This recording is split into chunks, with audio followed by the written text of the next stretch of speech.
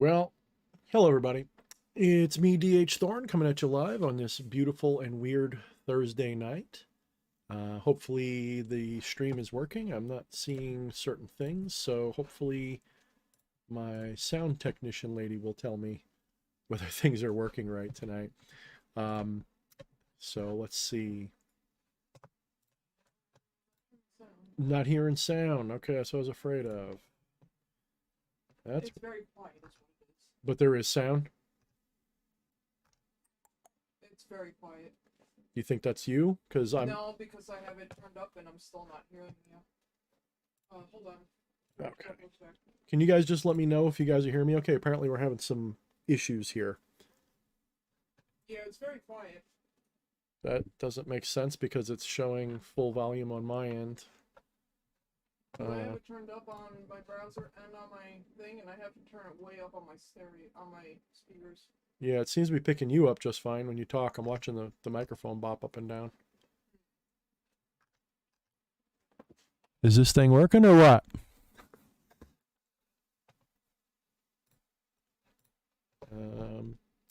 Annie says they can hear me fine. You go by what everyone else says, because maybe I don't know. Yeah, Syncubus said everybody's saying they can hear me fine. It must be just something on your end, honey. It might be. That's weird. It's weird because I have mine turned up pretty high and it's very quiet, but okay. Who knows?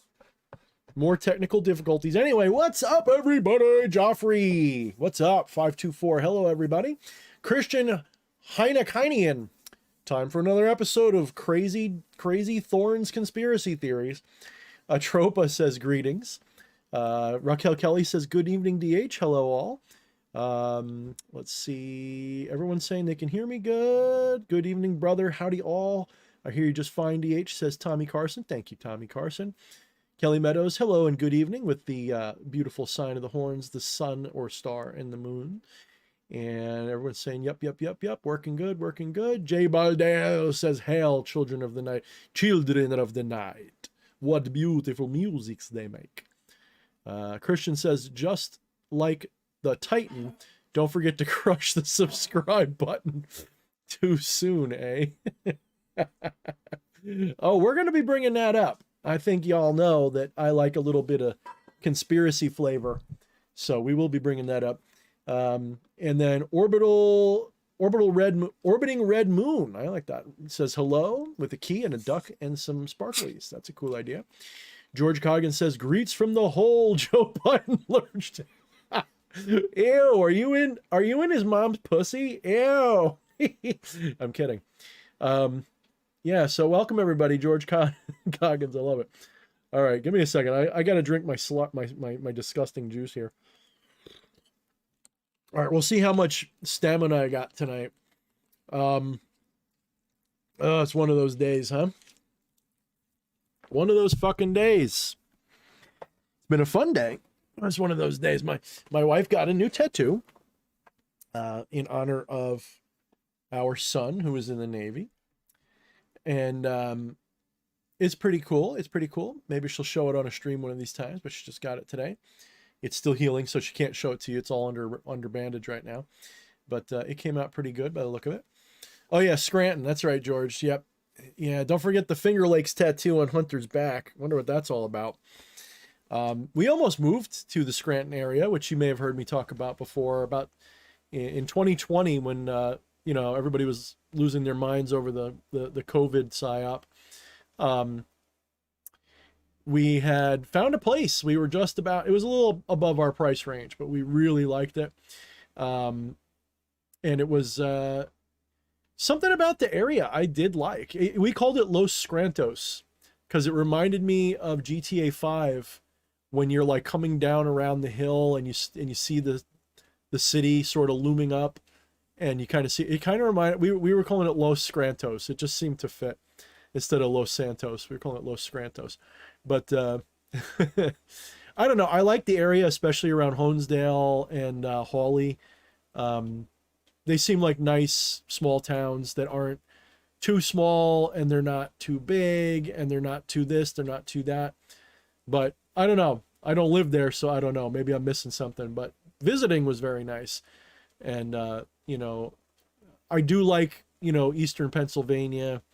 I suppose if the world ever gets back to its senses and I don't feel threatened everywhere that is run by certain people, um, I feel like that's the area I'd like to settle to. Um, that, or unfortunately, like upstate New York, where I spent my summers, I wouldn't mind living there either. But it's kind of too cold in the winter, and it's very economically depressed. There's not a lot to do outside of the main, you know, uh, um, sort of suburban urban centers, like Plattsburgh, Lake Placid, um, you know, those kind of areas. There's not a lot to do, but it's gorgeous, especially in the summer. The summer's not too hot, but the winters are a little much, definitely a little too much. Um, but yeah, and it is very ancient, George. You're right. Supposedly those are some ancient ass mountains that, yep, supposedly dwarf the Himalayas. The Appalachian Mountains and the Adirondacks, man. That's some old stuff. There's actually a really cool. I only watched like or listened to like maybe 5 of the episodes, but there's this really cool podcast on YouTube. If I can remember the name of it. It's centered right around Appalachia. It's like a Lovecraft themed kind of thing. It's called like Old Gods of Appalachia or something like that. But it's really cool. I do like it. But yeah, and not for nothing, like people are talking about like humidity and stuff. Like where I am, it's pretty hot. It's pretty humid in the summer. No, it's not like Texas or something, but it's got that swampy heat here on Long Island. Middle of summer does suck. Spring and fall are decent. Middle of summer sucks. Winter's either dreary and cold, but not very cool with snow, or it's fucking snowy as shit. So you kind of get a big mix here on Long Island, but I don't really love it. If you love, island living, it's decent, but it's also getting very overpopulated. I want to get out of here. And yes, definitely true on the spirits. Some of the coolest supernatural encounters I've had were in the forest in upstate New York. It is very different when you go there. If you go there with the wrong mentality or the wrong attitude, you can feel rejected like very strongly. And originally I did feel that a few times, then not so much. But it takes a little bit of getting used to. There's definitely a lot of possessive spirits, I believe, that are attached to those areas for sure. Going back, way before us mayonnaise Americans arrived. To put it one way. But yeah, Rock Hill Kelly, they love Ohio, North Carolina. Yeah. Yep. I haven't gone there. The furthest south I've been is Virginia. Also the furthest west I've been is Chicago, to see my son graduate from the Navy Academy or whatever, the naval graduation. And the furthest north I've been is Canada and Maine. So I haven't really traveled very far. Yeah, not really.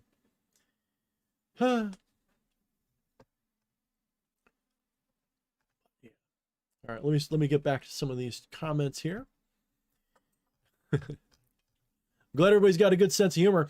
I posted a thing today on Facebook, and a lot of people, like, I didn't know anything about this silly submarine story when I woke up today. I think I heard a blurb about it, but I was just like, all right, whatever. Didn't even pay attention to it. And then today, like my whole Discord and all of my feeds are just loaded with fucking submarine memes. And I'm like, all right. Like, I felt like the Gandalf meme where it's like, where he's like, he looks confused, like, what's going on here? That's how I felt wandering into today. Like, what the fuck is everybody talking about? And so then I decided to look into it, and I noticed that I could pretty much tell what someone's politics were by how they responded to the whole situation. Pretty much universally, people on the left or leaning left were like, oh, good, billionaires are dying. Yay, equality, like, or something crazy. Somehow a bunch of billionaires at the bottom of the ocean somehow means equity for the world, I guess. And everyone on the right was cheering about the diversity hire thing, to the point where I was just looking at this like, holy fuck, dude, there's people who are dead or dying right now, and people are more worried about like the financial status of the people down there, or like whether the guy who ran the company chose a diversity hire to pilot it. And I'm just like, dude, have we really become so screwed up that like that's what everyone's focusing on? Now, I get it. Don't get me wrong. It is absolutely funny. There's a lot of humor and satire available in this situation. So I'm not one of these people saying, how dare you make fun? No, I am not doing that. But I do like to point out, like one of the things I like to do, especially as a sci vampire, I actually do enjoy when I can keep a safe distance from it. I like holding up a mirror and showing people their shadows because I feed on their reaction to it.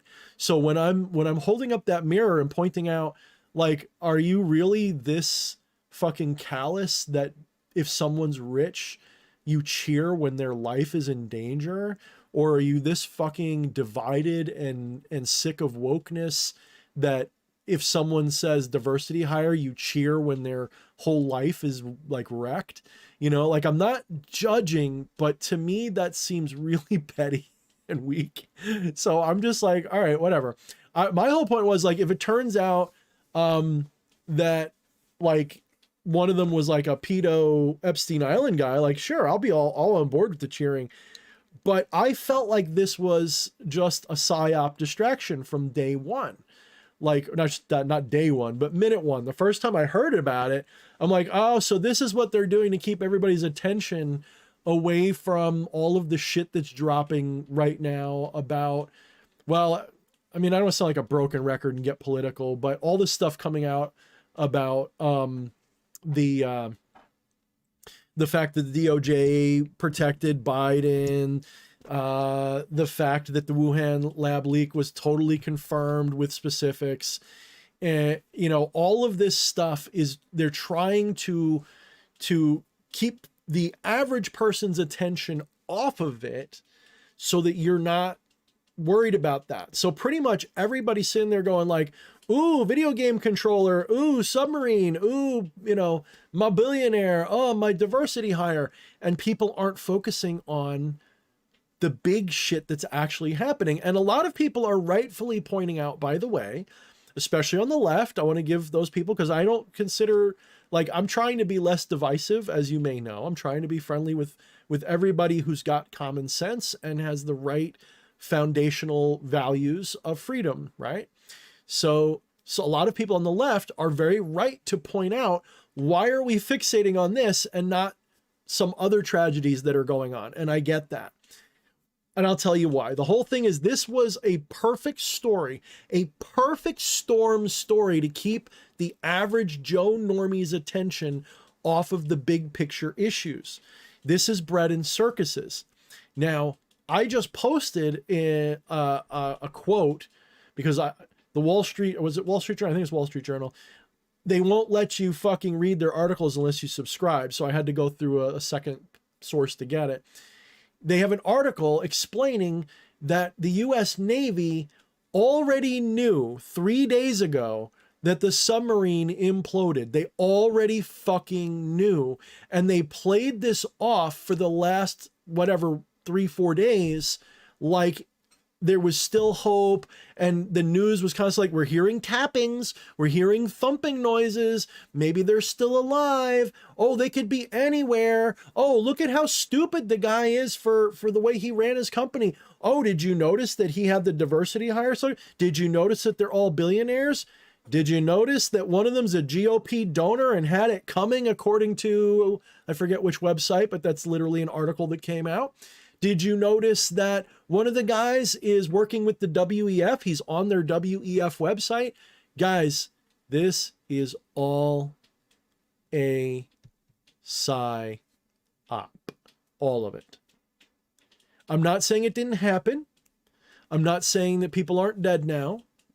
I'm saying that this was sensationalized, probably twisted a little bit, all for outrage attention, hyperbolic attention. The news needs to pay the bills, the media needs to pay the bills, and they need to keep you distracted.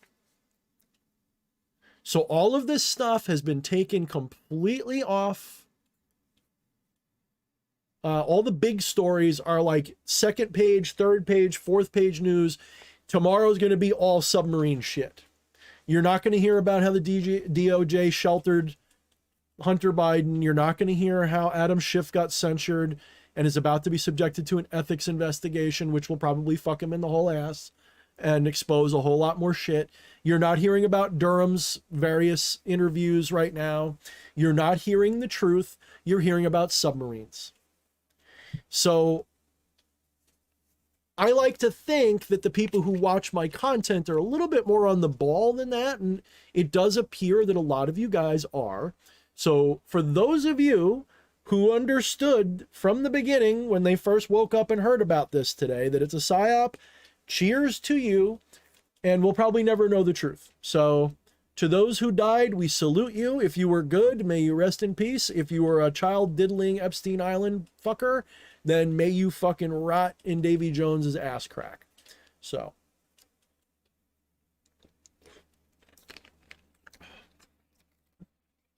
That's right, Tommy, they did. He says, this psyop sprung some mad jokes, though, in a very short amount of time. That was another clue, was just how crazy everyone went for the memes. Don't get me wrong, the memes are hilarious. I'm using one as the fucking, thing for this video, okay? It's not that I wasn't laughing along with you guys. It's just, I was laughing with a like, are we really laughing about this? Like, it's funny, but oh my God, what the hell's wrong with everybody? So honestly, I hope that, in fact, I know what I hope is not going to happen. I hope people like turn away and realize what's really going on. I hope that you guys listen to this episode, or at least this part of this episode, and you think more clearly about this, because the whole thing was mighty damn convenient. I mean, it was really fucking convenient. Oh man. They barely pay attention to the CBDC took place at literally how you use the money. Yep. Big deal. People should know about that. Oof. Ooh, I got a big burp. Christian points out that voter refugees. Yep. It goes missing and not a peep in the mainstream media, but a beer can gets crushed and the whole world goes nuts. That's one way of putting it. That's definitely one way of putting it. Which is my point. I mean, they're distracting from bigger stories that hurt their narratives. There's bigger stories we don't know about that are hurting their narratives, but this is one that's really hurting their narratives. The one that really got me today was confirmation of the Wuhan lab leak, that it was a lab that the U.S. was funding. Your money went to fund it, and they are claiming it leaked out. That is a crock of shit. Anyone who thinks that leaked out in 2020 with perfect timing to go along with all the other chaos that they had going on to make sure that everything blew up in US and global politics so that Big Pharma could make a fuck ton of money off of this. Guys, I am really sick of being called a conspiracy theorist sometimes just for being right. And it's really getting tiresome. People have accused me of being a racist and a bigot. They've accused me of being a Satan worshiper, baby killer. People have lost their fucking minds. And all I'm like is like, can we just be free and leave kids alone and let LGBTQ people live their lives and let Christian live their life? Can we stop this shit for 5 minutes, please? And recognize that we once used to all agree on some basic fundamental premises that for some reason no longer matter to some people.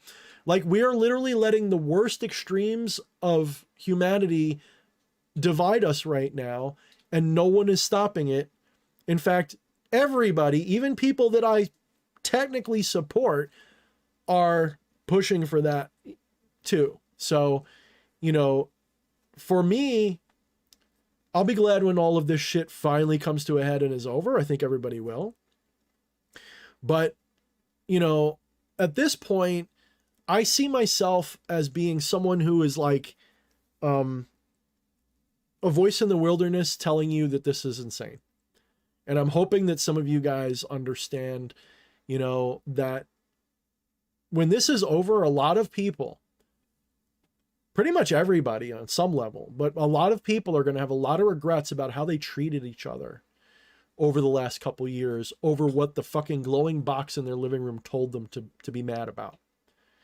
All those people that turned on their friends and called them names and called them Nazis or said they were, vaccine deniers or whatever the fuck, election deniers, vaccine this and that. All those people who dehumanized their friends and family over such bullshit, you guys are going to have so much regret in the coming years, on both sides to some degree. I think it's going to be more on one side than the other, but it's going to definitely, you're not like, I'm not immune to it. I know that I burnt some bridges I probably shouldn't have. I think you're all gonna have regrets when this is over, because this is designed to divide and conquer us. This is literally what they do to other countries when they're getting ready to invade and destroy them. So I don't want to focus on this tonight. I'm getting some good spiritual questions, which I want to answer. So to those of you guys who want to stick to the spiritual stuff, I'm going to shift into that pretty much right now. But I definitely want to agree with you guys, like Orbiting Red Moon, who brought up the 100 of indigenous women that go missing, the boat thing Christian brought up. All of these things are important issues that we are not actually paying attention to, because they want us focused on a psyop. And you guys need to learn what a psyop is. You need to study it, because they're real. The last 4 years or so have been nonstop psyop. And they're getting more intense, they're getting more desperate, and they're gonna get worse.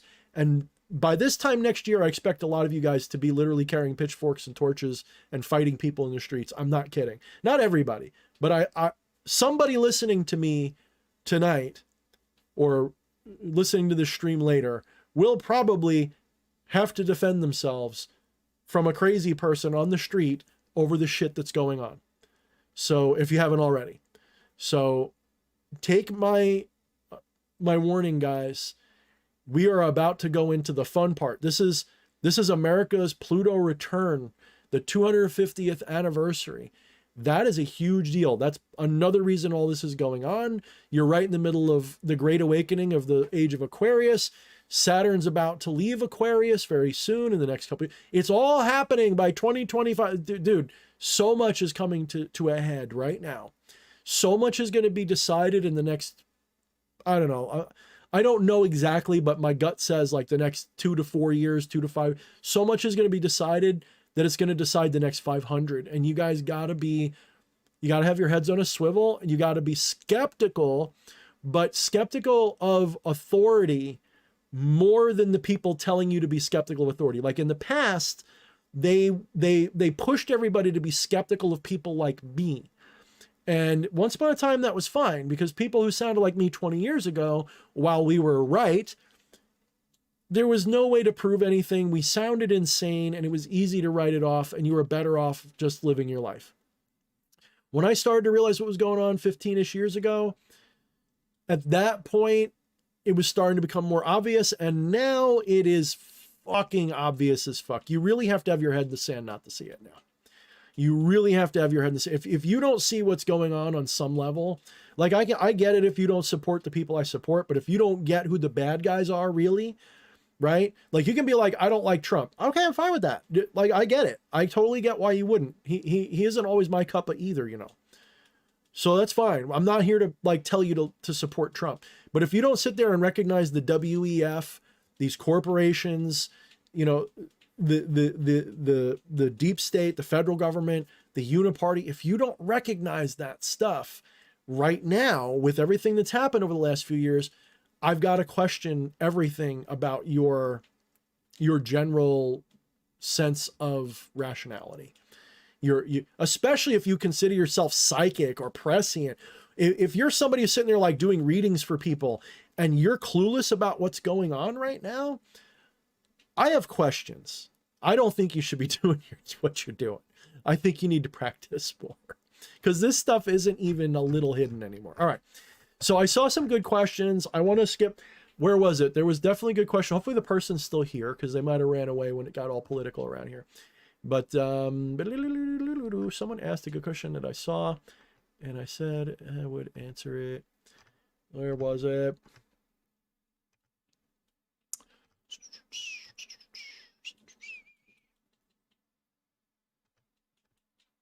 Forgive me, guys. I'm reading here.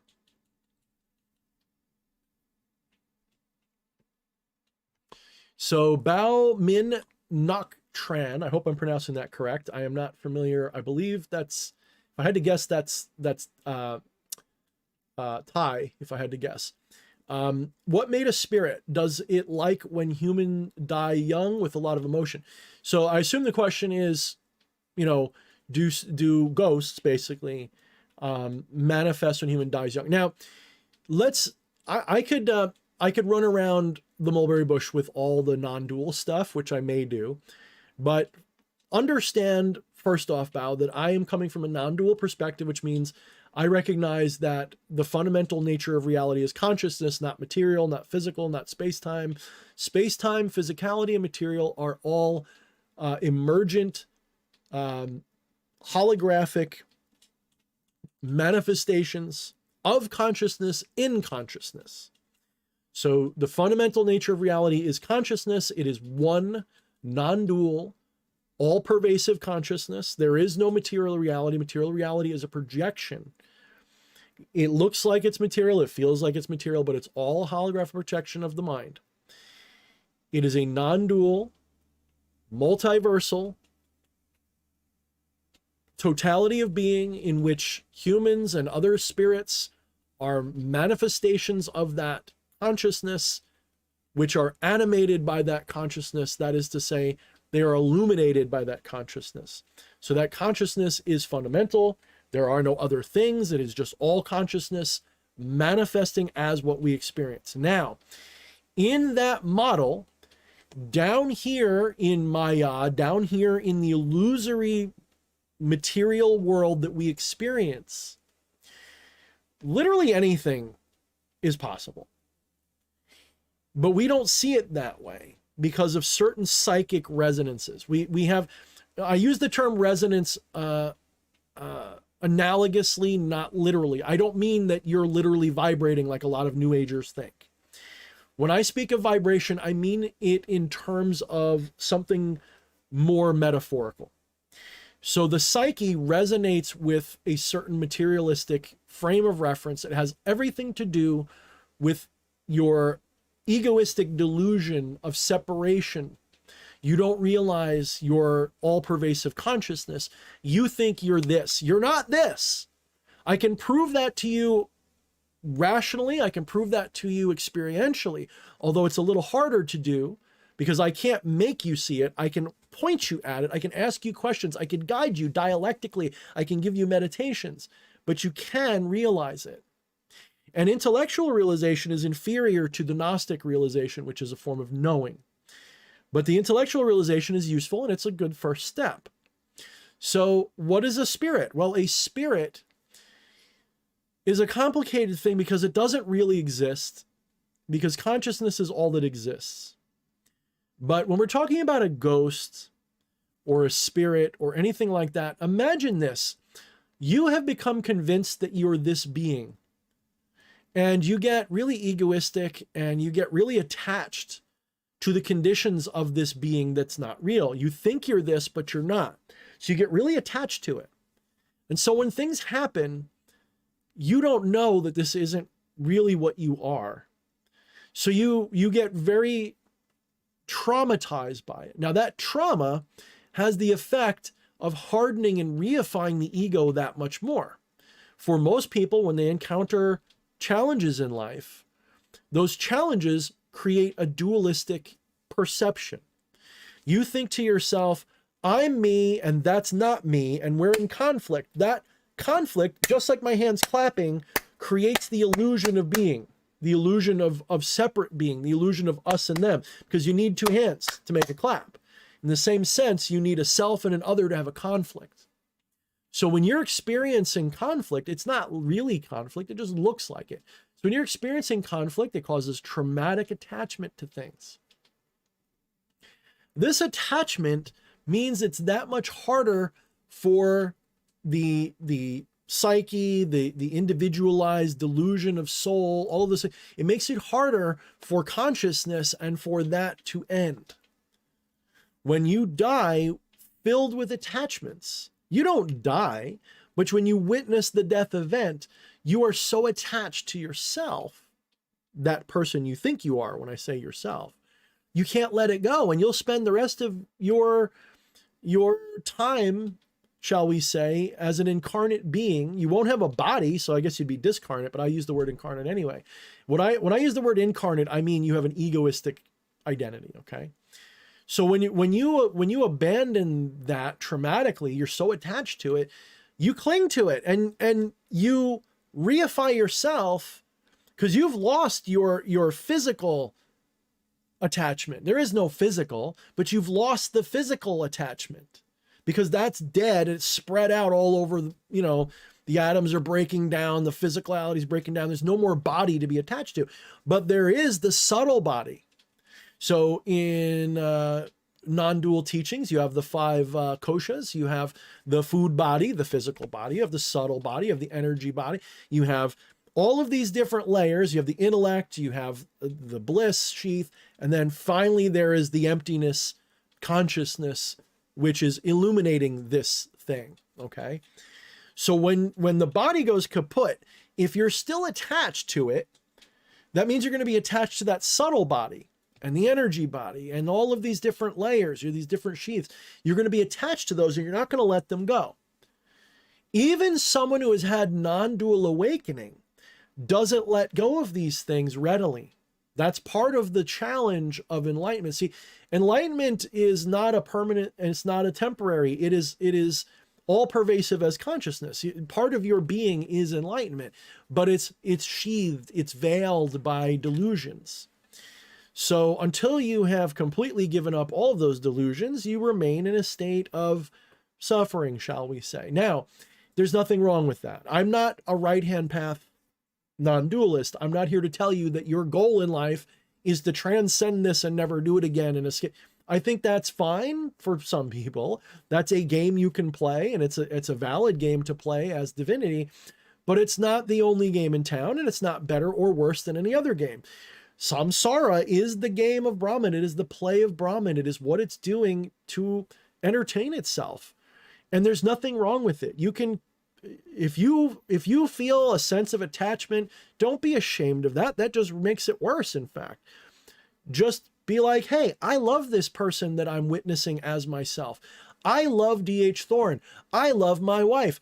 And consciousness loves my wife as my wife. Love is implicit in this. It loves this game. It loves its appearance. It loves this manifestation. So there's nothing wrong at all whatsoever in the slightest with even the deepest delusion. It's painful.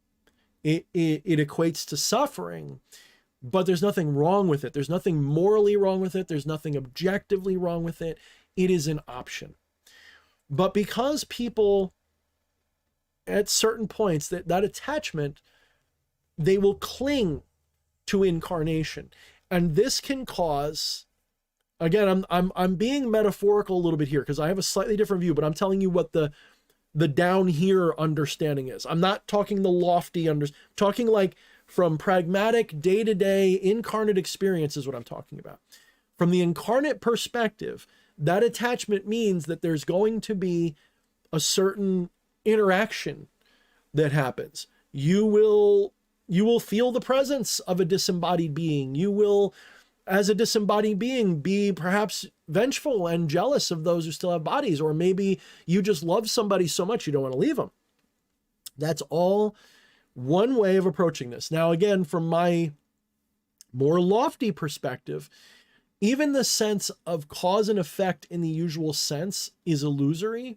That doesn't mean there isn't reasons for why things occur the way they do. It doesn't mean that there isn't consequence. but it means that the idea of causality in the usual scientific sense is illusory. In the materialistic sense, it's illusory. This even means in the idealistic sense, it's illusory.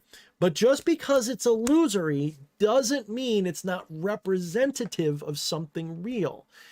Just like the illusion of what you're seeing of me on your screen right now is not me at all, but it represents me with some level of accuracy. It's not a truthful representation, but it's an accurate representation. In that same way, all of this shit that we see that's illusory is a consequence of something real that does have consequential nature. That is to say, do X, Y is a sort of a result, but it is not causal.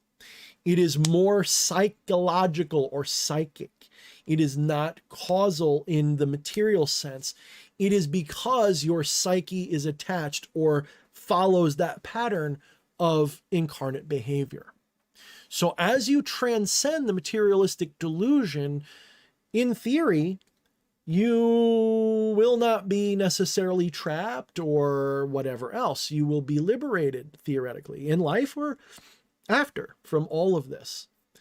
But you don't need to be. Like I said, I don't have any illusions that I'm going to rejoin Source and never incarnate again, because I know that consciousness, Source, divinity incarnates all the time. It's part of the game. So I have no illusion that I'm not going to incarnate again, okay? And I'm not trying to avoid it. I just want to make sure that whatever incarnation follows, that if possible, I can continue this adventure without forgetting everything, or that I can transcend to another dimension of the multiverse where maybe I'm like a Jedi or something. Like, I want to have a little bit of, fun with my incarnation. That doesn't mean that I wouldn't let go. It just means that we all let go and come back. And one of the illusions of non-dual teaching is that it's sort of like a red herring or a carrot on the stick. Achieve moksha, never reincarnate or something. No, that's not really what's going on. When you achieve moksha, you don't care if you incarnate a gazillion more times, because you realize this is a game and you're cool with it. And in that sense, you don't incarnate because you know now your consciousness, not this. So what does incarnation mean? It means forgetting that your consciousness, pure and simple, and thinking you're this, which is containing consciousness. That's the delusion. Once you get rid of that, you're free. You've done it. You're done. That doesn't mean you know everything. It doesn't mean you're a fucking superhero. It doesn't mean you get magic powers. It can, but it doesn't mean that automatically. It's just like having a lucid dream. Just because you wake up in a dream and realize you're lucid now, doesn't mean the dream suddenly becomes your toy. It can, sometimes that's what happens, but the pure definition of a lucid dream is to know you're dreaming. The pure definition of enlightenment is to know you're not this. Okay? Christians experience a form of enlightenment when they believe they are saved by Jesus. Maybe it's an inferior or illusory form of enlightenment, but it's true enlightenment. They feel relieved. They feel like, hey, this world doesn't matter. So their path to enlightenment works too. It's just, it's more based on something that's not real. That's all. All right, let's see. There was a couple other good questions here. I see a super chat.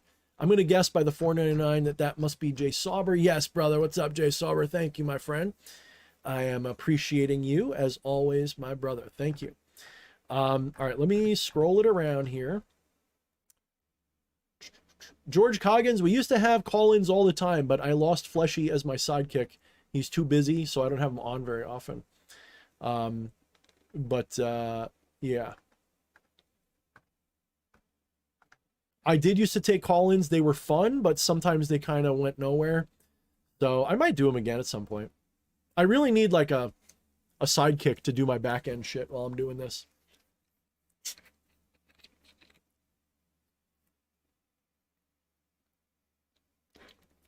Whew.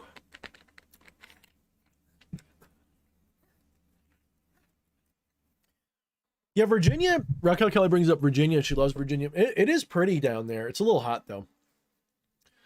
I don't know. I need to go somewhere that's either like so hot in the summer that winter becomes like fall or something, and the rest of the year is just comfy. Like I need some place where, if possible, I can get spring and fall to be 3 seasons, right? You know, that would be dope. If I could get like spring and fall to be 3 of the seasons and one of them either winter or summer, that'd be great. I wish I could move to parts of California where it's temperate all year round. That would be dope as hell. But California is pretty much a write-off at this point with the way things are. New York is too. But yeah.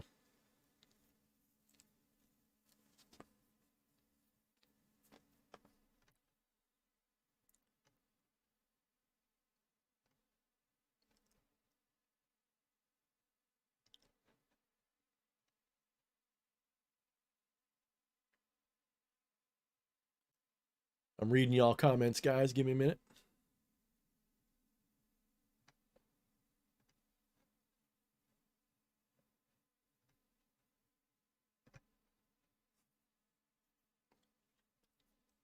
And if you want, while I'm looking for the questions that I was planning on answering, I should have copied them. If you guys have a question about spiritual magic, especially from a non-dual viewpoint, absolutely go ahead and ask again. Put it in all caps so I see it. Okay, here's a good one. Jose Munoz asks, what is a Gnostic Luciferian? Okay. So, to understand Gnostic Luciferianism, you sort of have to understand at least the most general interpretation of what Gnosticism is. Now, while Gnosticism is traditionally more of a dualistic tradition, I think it has a valid non-dual interpretation as well. Gnosticism is based on primarily Platonic with a little bit of Hermetic shit thrown in, but it's primarily Platonic and somewhat Neoplatonic. Gnosticism existed before Christians, but it was adopted by the early Christians as believe it or not, that was the mainstream form of Christianity for quite a long time, like 100, 200 years, 300 years almost. And the Orthodox Church hadn't really done its thing yet. It was forming, it was there, it was doing its thing, but it wasn't really, it hadn't solidified. You didn't have the Council of Nicaea or whatever. So the Orthodox Church, the Catholic Church, basically what would become the Catholic Church, hadn't formed yet. And so a group of these Orthodox Christians got together and they formulated a more orthodox form of Christianity. Now, what does that mean? Well, at that point, there was hundreds, maybe thousands of different Christian sects running around Europe and the Middle East at that time. Lots of people had different ideas of what Jesus was teaching because they didn't all have access to a Bible. It was a whole bunch of word of mouth and some fanfic scriptures and shit. And you had a whole bunch of stuff going around that was interpreted actually through a more Greek, Platonic, and somewhat Hellenistic, I should say, Hermetic perspective. And mostly like 95% Platonic. Maybe a little bit of Zoroaster too. So it's being seen through a really Platonic lens. Now, Platonism is a form of monism or non-dual idealism. It's an excellent, it goes very well. It's sort of like cheese and hamburger, like it goes together really well with non-duality. The non-duality, Neoplatonism, Platonism, they all play very well together. They're all different ways of describing the same thing with, by the way, Kabbalah, which some would argue is Judaism through a Neoplatonic lens. Some might go the other direction. I don't know. I am not a historian and I don't want to speak for those living traditions that still have their opinions. My research says that Kabbalah is at least influenced strongly by Neoplatonism. So Gnosticism is a Platonic, so before Neoplatonism, it's a Platonic tradition.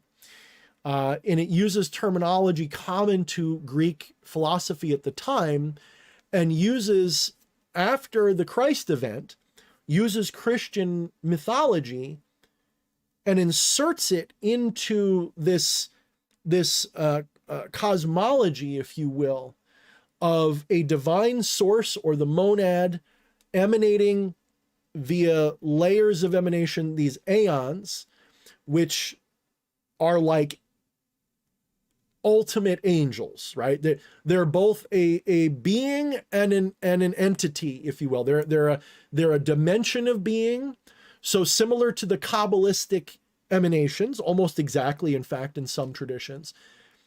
They emanate out. You might have as few as like 10 or 6 or as many as like 30 or 40 of them. They emanate out, and the final emanation was Sophia, or wisdom, personified as a female angelic being. And her counterpart, again, depending upon the tradition, they're all different.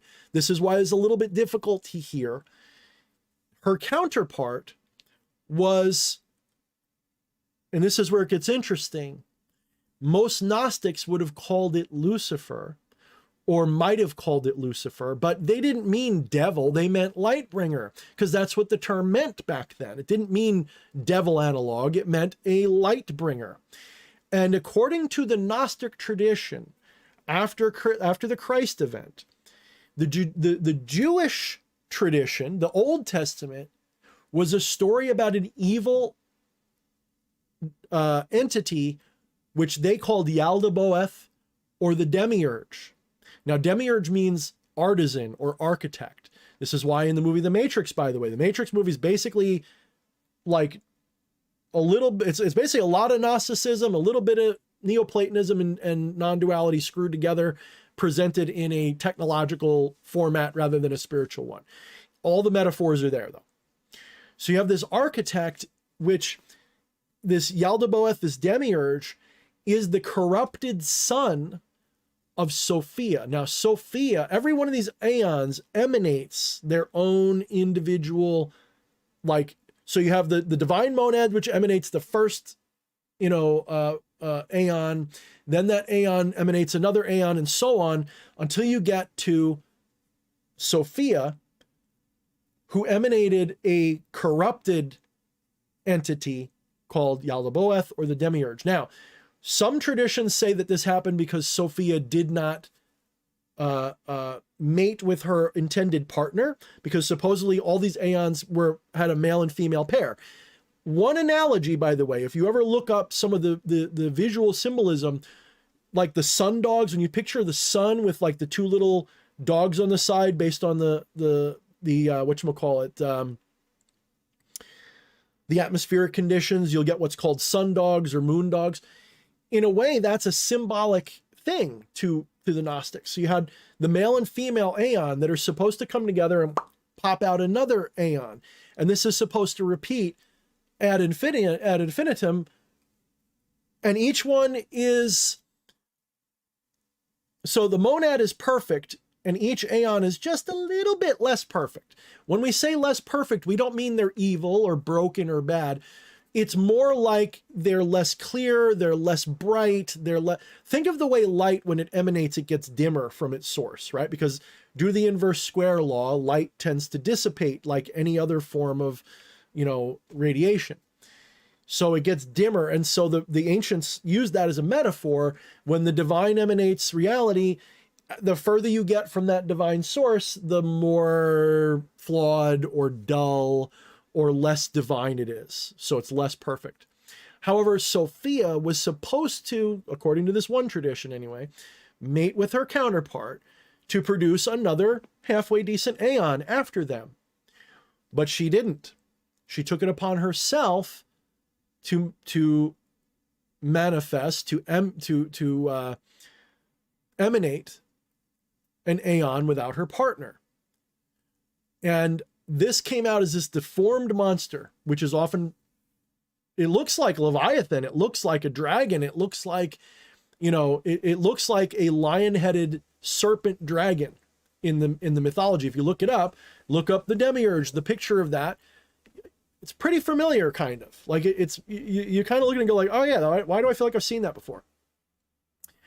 So the Gnostics believed that the God of Abraham was the demiurge, because the Jewish tradition says this God created everything. And so the demiurge was a twisted, evil, or at the very least misguided. Some Gnostic traditions were less, we'll say, militantly against the demiurge. Some were a little bit more, the demiurge is misguided because it's a flawed emanation. Others are like, no, that fucker's evil as shit. So the demiurge, there's a piece I'm missing here, I got to tell you. After Sophia emanated the demiurge, she was ashamed of it. So she kept it hidden. She obscured it. And so the demiurge has no knowledge of true divinity whatsoever. It thinks that it's God. It thinks that it's self-created out of nowhere. And so it's going to create a material universe to rule over like God. And so it creates the material universe and the archons, which are represented, I believe, if memory serves, by most Gnostic traditions as the planetary gods. So, you know, the sun is the demiurge. You got Mercury, Venus, Jupiter, Mars, you know, Moon, Earth, Saturn. Those are all archons. Those are the celestial archons. Then you have like mortal archons, which are like kings and shit like that. Like they had a pretty cool, and some of it's very appropriate, by the way. Some of it I metaphorically agree with. I don't agree with it literally. I think Gnosticism is a great metaphor, but I think if you take it too literally, you tend to stumble, and it causes more delusion and ego trap than it's worth. But as a metaphor, it's pretty fucking good. So it created Earth, the Garden of Eden, and it created humans to be slaves.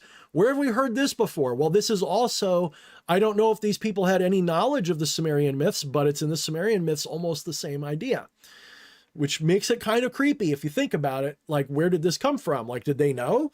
Like, and if they didn't know, is this some kind of higher truth filtering into this culture? Maybe. So according to this myth, humans were created to be slaves for the demiurge, but they didn't work. They didn't have what it took.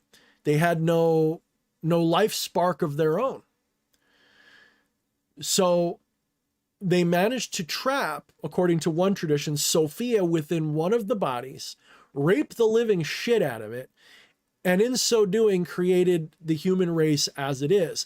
And within each human being, a spark of the divine monad, because the divine monad is constantly emanating souls and aeons and all this shit, constantly emanating itself. Like pieces of itself are coming off and journeying around its own emanation to explore itself and then return. That is the soul. Those sparks are the soul. So they travel, they descend from the source through the pleroma and the aeons down into the material realm, where the demiurge and the archons capture them, shove them, shoehorn them into a body, and off you go as slaves, which they torture and torment and do all kinds of shit to. All right, so this happens, and Lucifer, as they would have called it, they also had other names for it, but Lucifer is the one I like, sees all this, because Lucifer was supposed to be Sophia's partner. You have wisdom and the light bringer. They go hand in hand. The light bringer leads you to wisdom, guys. Hello. It's a good metaphor. It's why it works. Okay, Sophia means wisdom. Lucifer means light bringer. It's the Promethean archetype. So this Lucifer aeon incarnates as the serpent in the Garden of Eden. And because of the way the demiurge operated, it created a tree of, you know, good and evil and all that, just like the Bible said, because the Gnostics used the Old Testament as source material. Remember, Gnosticism is Platonism plus Jewish myth and some other shit swirled up together, creating this Enlightenment ontology, which is not far off from Zen Buddhism, except for its excessive mythology. Without the mythology, it's very similar, believe it or not, what it would teach, believe it or not. So Lucifer incarnated as the serpent or sent the serpent, but most Gnostic traditions say incarnated as the serpent, tempted Adam and Eve to eat of the tree to free them from the demiurge. That was all part of the plan to free the sparks of the monad from the clutches of the demiurge. So Lucifer incarnates as the serpent. Adam and Eve eat of it. Their eyes are open. They realize they're not this, that they're a divine spark in this shitty fucking thing. They want out. They rebel against the demiurge, and all hell breaks loose, and you have the fall and everything that happens after that. Because realizing it is not enough. You've got to transcend it. You've got to escape it. That's another matter entirely. So, thousands of years go by. The demiurge tortures humanity with judgment, fire, brimstone. And by the way, a lot of Gnostic traditions were very anti-Semitic. Let us be clear. They believed, many of them, not all, many of them believed that the Jews were bad guys that sided with the evil demiurge, and for that reason were favored, and that's why they were God's chosen people. So there's a little anti-Semitism at play there, although I don't think they would have thought of it in a racist way. You have to understand the whole idea of anti-Semitic stuff is a modern sort of social construct to sort of, remind ourselves not to treat people badly just because they're different, right? Back then, they wouldn't have thought of it that way. It was literally just that religion sucks because those people work for the bad guy. It wasn't Semitic. It wasn't because they were, from that region of the world necessarily, although that let's be fair. In Europe, Jewish people were not accepted for most of history. Let's be fair to those people. It really sucked. So they blamed the Jews as evil, and that's fine for the Christians. Nobody liked Jewish people in that time, from my understanding, at least not in Europe. So nobody really said don't do that. Everybody's like, oh yeah, they got a point. Now, again, I want to interject something. Remember, there's not just one form of Gnosticism. There's hundreds, if not thousands of them, and we only know of like a dozen of them maybe. But there's a whole fucking bunch of them. So, thousands of years pass, and then Lucifer incarnates again, this time as Jesus. Now, steps the Orthodox Church, the newly formed Christian Orthodoxy. They've got their own version of this. They've combined the Jewish Old Testament and the New Testament together, and they've created what's going to be the new state religion of Rome, of all of Europe, of all of this shit. Trust me, anyone who says that this just happened, the Christians rebelled and no. My opinion is that most of the mythology of Jesus, watch the movie, the documentary Caesar's Messiah, gives you a good insight onto a very likely source of at least some of the Christian tradition. Not all of it. I do believe Jesus existed as a living person, most likely. Like I'm 80% there. I just think that Jesus was like a rabbi who also studied Platonism and maybe a little Buddhism, because at that time you had in that area, you had Buddhist monks running around, right? Here he is, this rabbi who's like respected. He's 33 when all, like, there's so much symbolism here. It's not even fucking funny. So this guy appears out of nowhere after age 12. He disappears, reemerges at 33, and he's this enlightened being that knows all and goes around, starts preaching. Anyway, the Gnostics believed that Jesus was an incarnation of Lucifer and that Jesus taught gnosis, which was basically equivalent to transcendental meditation used by Buddhists, but also the Greeks. People don't realize the Greeks had their own meditative practices, which have been lost to time.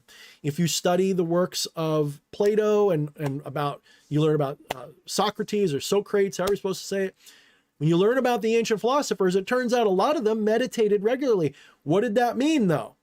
Well, it meant something very similar to the transcendental practices we have today. Different, culturally relevant, but similar idea.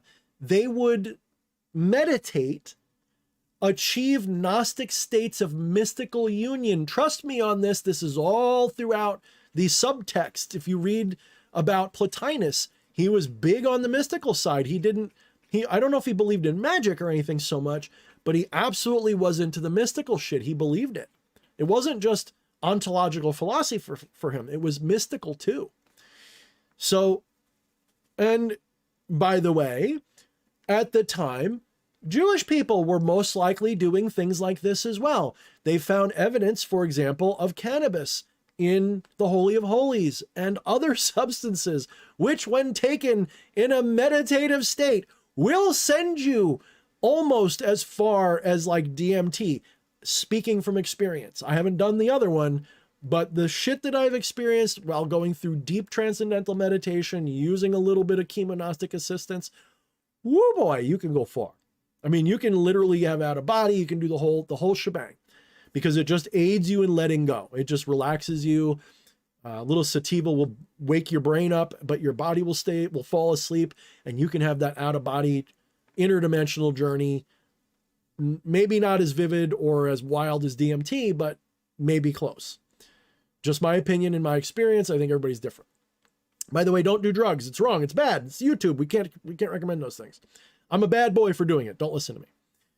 All right. So you have these Gnostic people who would practice what they believe Jesus taught them to be liberated from suffering, to literally escape the clutches of the demiurge and mortal incarnation. And how do you do that?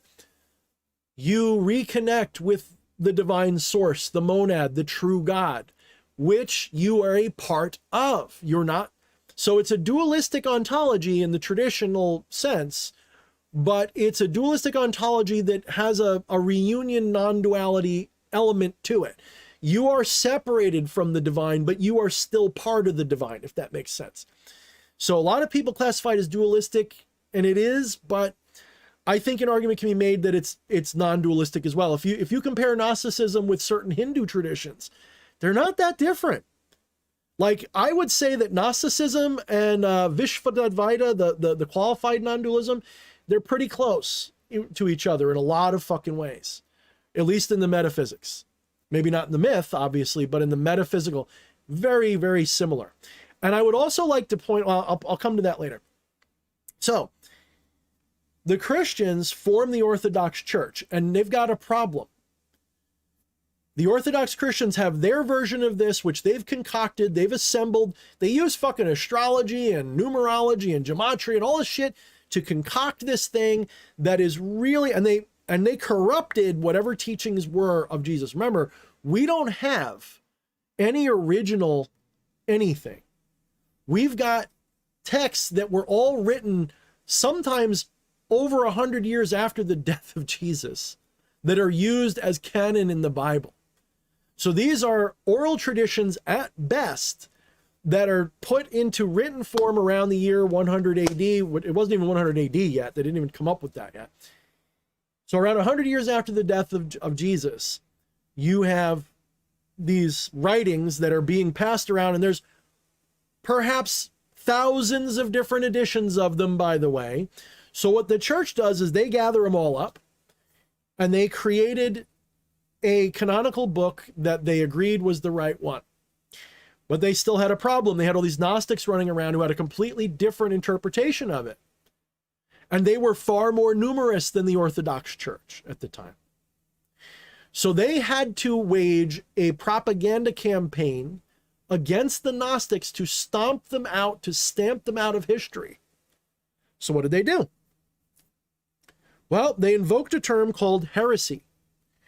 At the time, the word heretic didn't mean anything really that bad. It just meant you had a nonconformist view of something.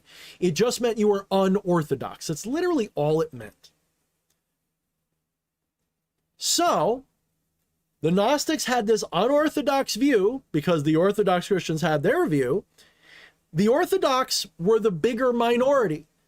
Technically, the Gnostics outnumbered them by a large degree, but the Orthodox Church was more organized, and they were a larger minority. So they started to take over. And as they did, they declared Gnosticism heresy. And part of that propaganda involved conflating the Gnostic form of Lucifer with Satan. around the year 300, when I forget who translated, I forget his name, but around the year 300, when the Bible was translated in the Vulgate, they used the word Lucifer for a character in Isaiah, which is not Satan. It was never meant to be Satan. They used the word Lucifer and treated that character as Satan, as a error. Like it was like a typo. But my intuitive gnosis is that wasn't an accident. That was on purpose. The whole point and the whole reason why Lucifer is so conflated with Satan is because they had to demonize the Gnostics. The Gnostics called Jesus Lucifer, the light bringer. They equated it to the Lucifer Aeon. They had this whole mythology built up. And it was popular, although it was a little bit austere, to be fair. You know, they were the types who really liked beating the shit out of themselves and wearing rough burlap robes and all this shit because they believed that material reality was a prison and they wanted to get out. By the way, what other traditions around the world say that? Why do you think so many people think the original Jesus was probably a Buddhist or Buddhist adjacent or something? Because in Buddhism, the reason you wear the the orange fucking robes is because they're like prison attire from that culture in antiquity, and it's carried forth. So you have these Gnostics who believed that they were prisoners of this world, and they dressed like prisoners. They're basically European Buddhists without being Buddhists. They're basically it's like so parallel, it's ridiculous. So these people end up being persecuted by the Orthodox Church, called heretics. Their version of Jesus is called Satan, Lucifer, and it's equated as the same thing. Fast forward a couple hundred years, you get to John Milton writing Paradise Lost. And when you see Paradise Lost, what you're looking at is several hundred years of corrupt propaganda and lore stemming from an original demonization campaign against the Gnostics. And all of that culminated in that mythology, which John Milton turned into a beautiful poem. It's one of my favorite poems in the world. I hope somebody someday translates it into a cool movie series, and hopefully they give the Lucifer a little bit of sympathy, because John Milton did. John Milton didn't make Lucifer out to be a real villain. He made him a pitiable character who you could relate to, especially because of the politics of the era. People who know John Milton's poetry know that some of that was a commentary against the feudal system, against the system at the time. Holy fuck, it's cool. History's a badass, by the way, if you can ever get into it. So, and I'm not saying everything I'm saying is 100% right. I'm doing a lot of my own interpretation here. This is not like a high school history lesson. This is Thorne's regurgitated interpretation of stuff I've read or learned about. So some things will be disputed. Not everything I'm saying is above controversy, okay? I'm not an authority on what other people think. I'm only an authority on what I think. But it's very clear. If you look at the Nag Hammadi library, if you look at what was said, if you look at what the Catholics said, if you look at all of this coming together, it's very clear that Lucifer is supposed to be Jesus, but it was demonized by the church into Satan. Okay, that being said, what is Gnostic Luciferianism? Well, Gnostic Luciferianism is Gnosticism that takes that propaganda and uses it as a positive metaphor. You want to call our savior Lucifer? So be it. We're going to ride that Satan, equivalent all the way to the afterlife. We're going to ride that fucker straight to liberation. So Gnosticism and Gnostic Luciferianism is sort of an edgelord's version of Gnosticism, which sort of thumbs its nose at the Orthodox Christians of antiquity who tried to demonize Gnosticism. The irony is, most Gnostic Luciferians don't know that. The average Gnostic Luciferian is like, maybe they read Michael Ford, maybe, they're not Gnostic, that in other words. So most Luciferians walking around today are not Gnostic Luciferians, but there are some. If you look it up, it is a valid thing. In fact, I consider part of my philosophy to be Gnostic Luciferian. That doesn't mean I am a theistic Gnostic Luciferian. It doesn't mean I am a true Gnostic Luciferian, but I enjoy the metaphor, the allegory, the myth. I think it's a beautiful pathway out for people who are really trapped in a really Christianized worldview. It's a really good way out. It's not the only one. It's not the best one. It's just a good one, and I love the aesthetic of it. So I run with it a lot. But now you have like even more modern interpretations that involve the Qliphoth and the Sephiroth, and Samael is really Lucifer, and Lilith is really Sophia. And dude, there's so many different ways you can play with this fucking shit as fanfic and as edgelord material. There is so much you can do with it. But everything I told you about Gnosticism, now just take the satanic stuff, make it more noble so it's not just edgelord. So you treat Lucifer as a being of light, not an evil villain, and Satan is just the other side of that. Like, many Gnostic Luciferians see Lucifer and Satan as two separate beings, or as the same being but two different aspects of the same being. There's a lot of ways you can play with it. I've abandoned trying to rationalize it because it's all bullshit, but some of that bullshit's useful, as Eddie would say. Some of that metaphor and myth is useful. If you take this literally and you're a theistic person, you're gonna stumble. And you're gonna have problems, because if you try to find the truth, at least if you try to find it objectively with history books and shit, you're not gonna find it. You're just gonna get a bunch of confusing, propagandistic, religiosity bullshit, which I don't recommend. If you're here for liberation and truth, avoid that shit as anything other than metaphor. That doesn't mean spirits don't exist.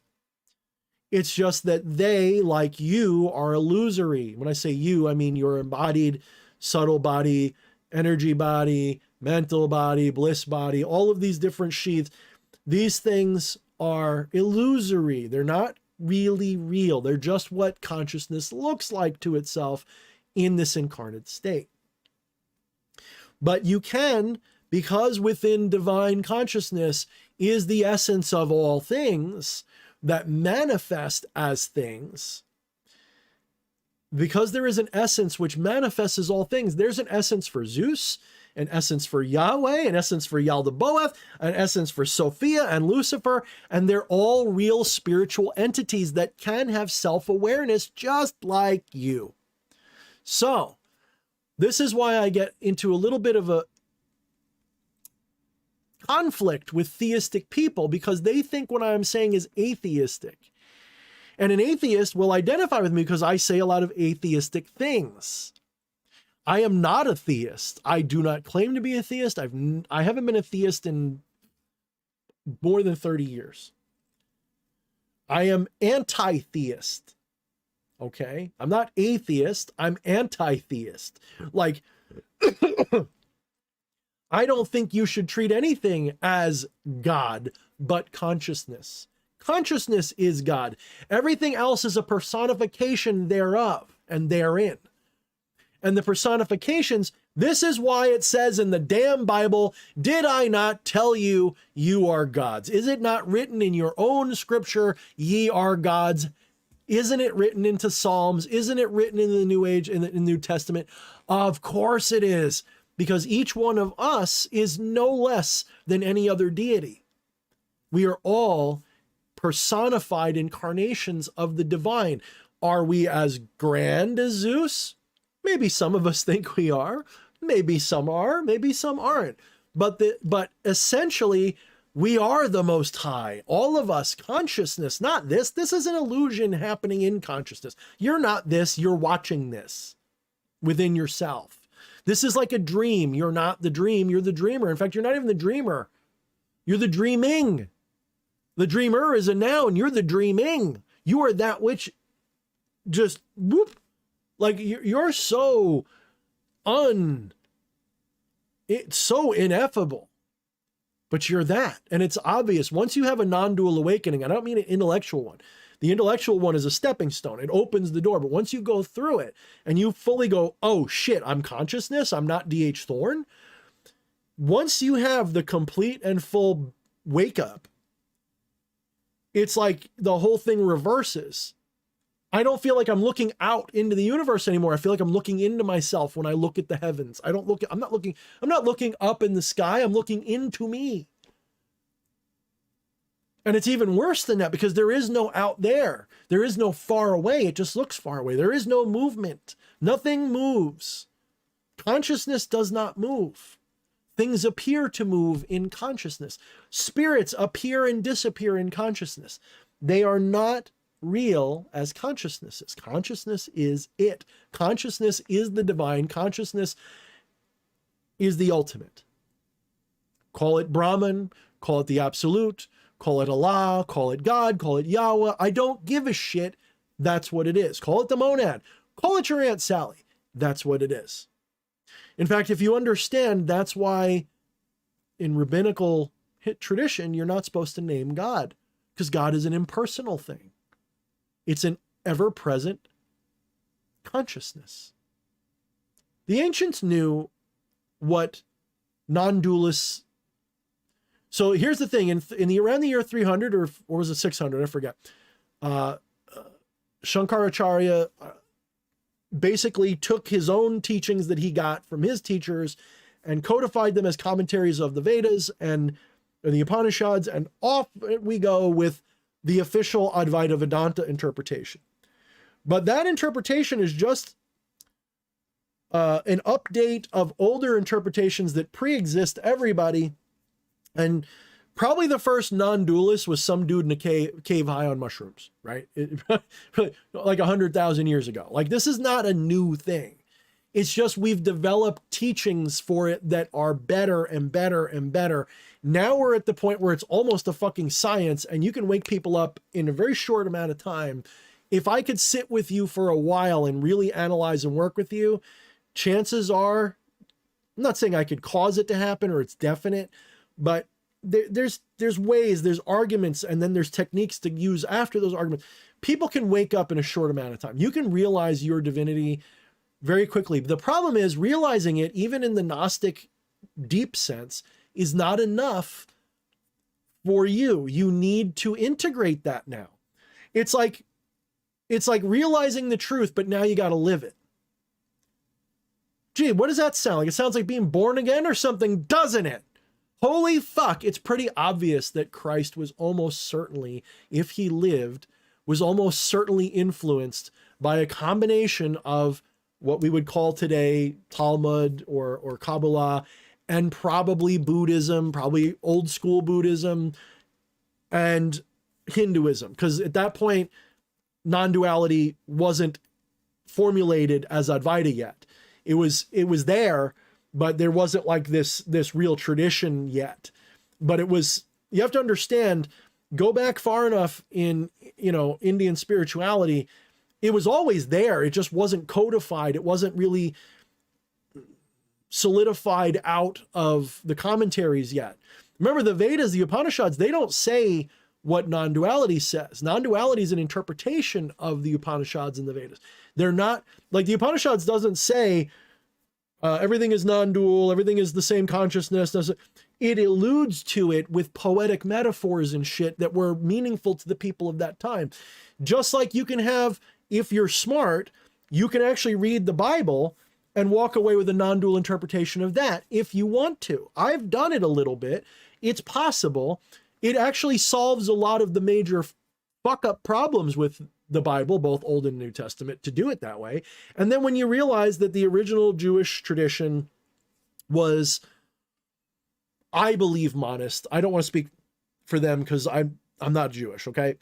But my interpretation of it is, in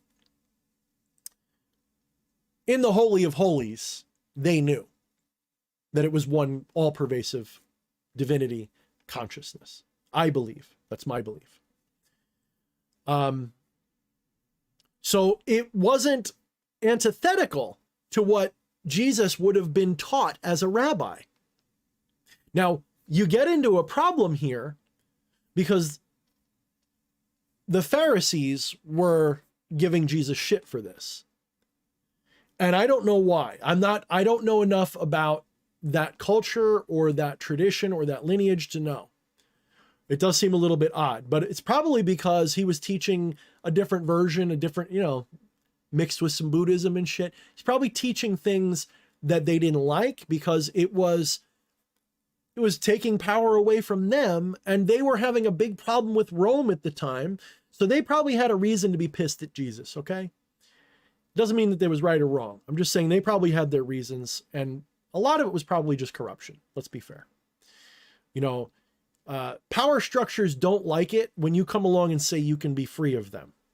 And that's literally what Jesus did. Jesus came along and said, you don't have to obey these laws. You don't have to go to, these synagogues. You don't have to screw the Pharisees, just follow me and you will be liberated. And of course, the Orthodox Christians put in there all this shit about you have to worship Jesus, even though Jesus never said this and all. Guys, it's all a big clusterfuck of shit. It's all a bunch of lies and corrupt teachings, which is why I take such a giant steaming shit on a lot of expressions of that religion. Not because those people are bad, not because what they believe is necessarily bad, although a lot of times becomes fundamentalist bullshit, but because they've been lied to and they're victims too. And it's not easy to expose people to that. It's really not. Especially when they feel like their whole soul depends on believing it no matter what us satanic motherfuckers have to say. And I'm not even a Satanist.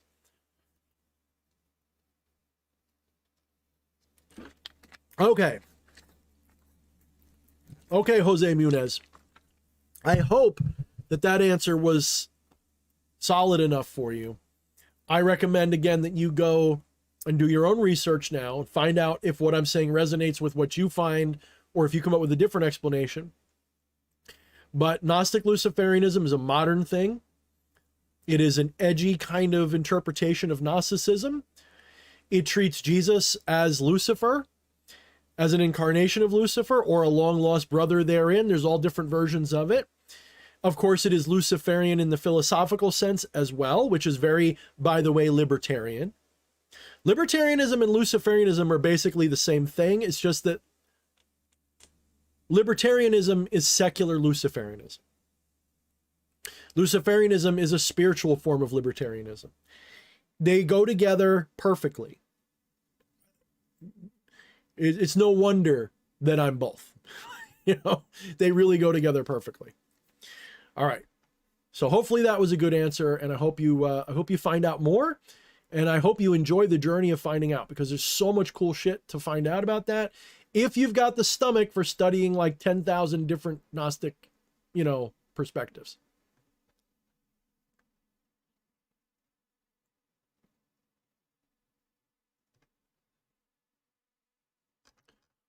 All right. I'm going to take a breath. I see everybody's been chatting away. And let me say hi to people that I missed. We got Nanerta's here. What's up, Nanerta? We've got Raquel Kelly, I said hi to before. Almanac, what's up, Almanac 13? Angelo, what's up, Angelo? Good to see you. Alpha Draconian, what's up, sister? Hopefully I'll see you again soon. Good to see you. And Atropa, of course. Wonderful Atropa. She is awesome. Atropa probably knows some stuff that I'm talking about. Maybe she can correct me if I'm wrong on anything. She might know a few of these things too. I think she's into a lot of this stuff too.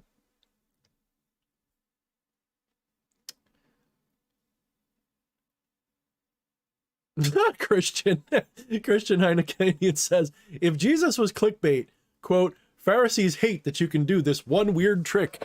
Yeah, for real. For real.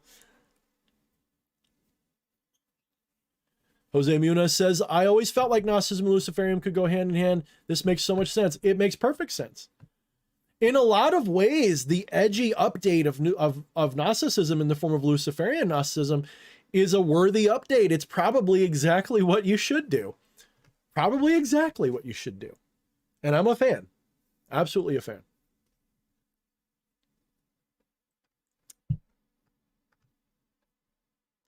Yeah, love The Name of the Rose. I haven't seen that movie since I was a young teenager.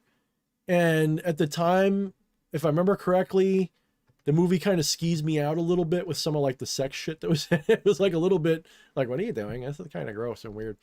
But I remember liking the movie overall. There was also that weird Pit and the Pendulum movie that has similar vibe.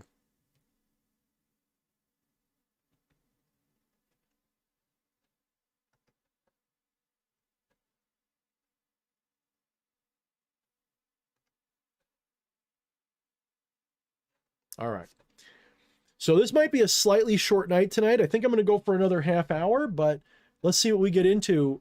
If you guys have any more talking points you want me to touch on, any more things you want me to talk about, if I know it, I'll talk about it. I see Raquel Kelly asking about the Merovingians and all this. I don't know much about that. Like, I am a generalist when it comes to these studies. I don't, with the exception of like non-duality and a few other things, I am very general, which means I don't go as deep as some other people because I just don't have time.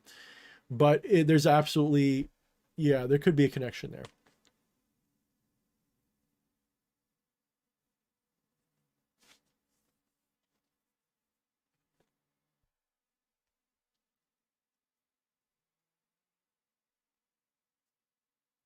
Yeah, Christian. If I run for president, I'm going to identify as Christian. So I'm going to identify as Gnostic Christian. Enjoy. Dude, bring up Gnosticism to like TradCon fundies and watch their heads explode. They don't like it shit at all. They will call you a fucking satanic piece of shit. What's new though? Those people suck too.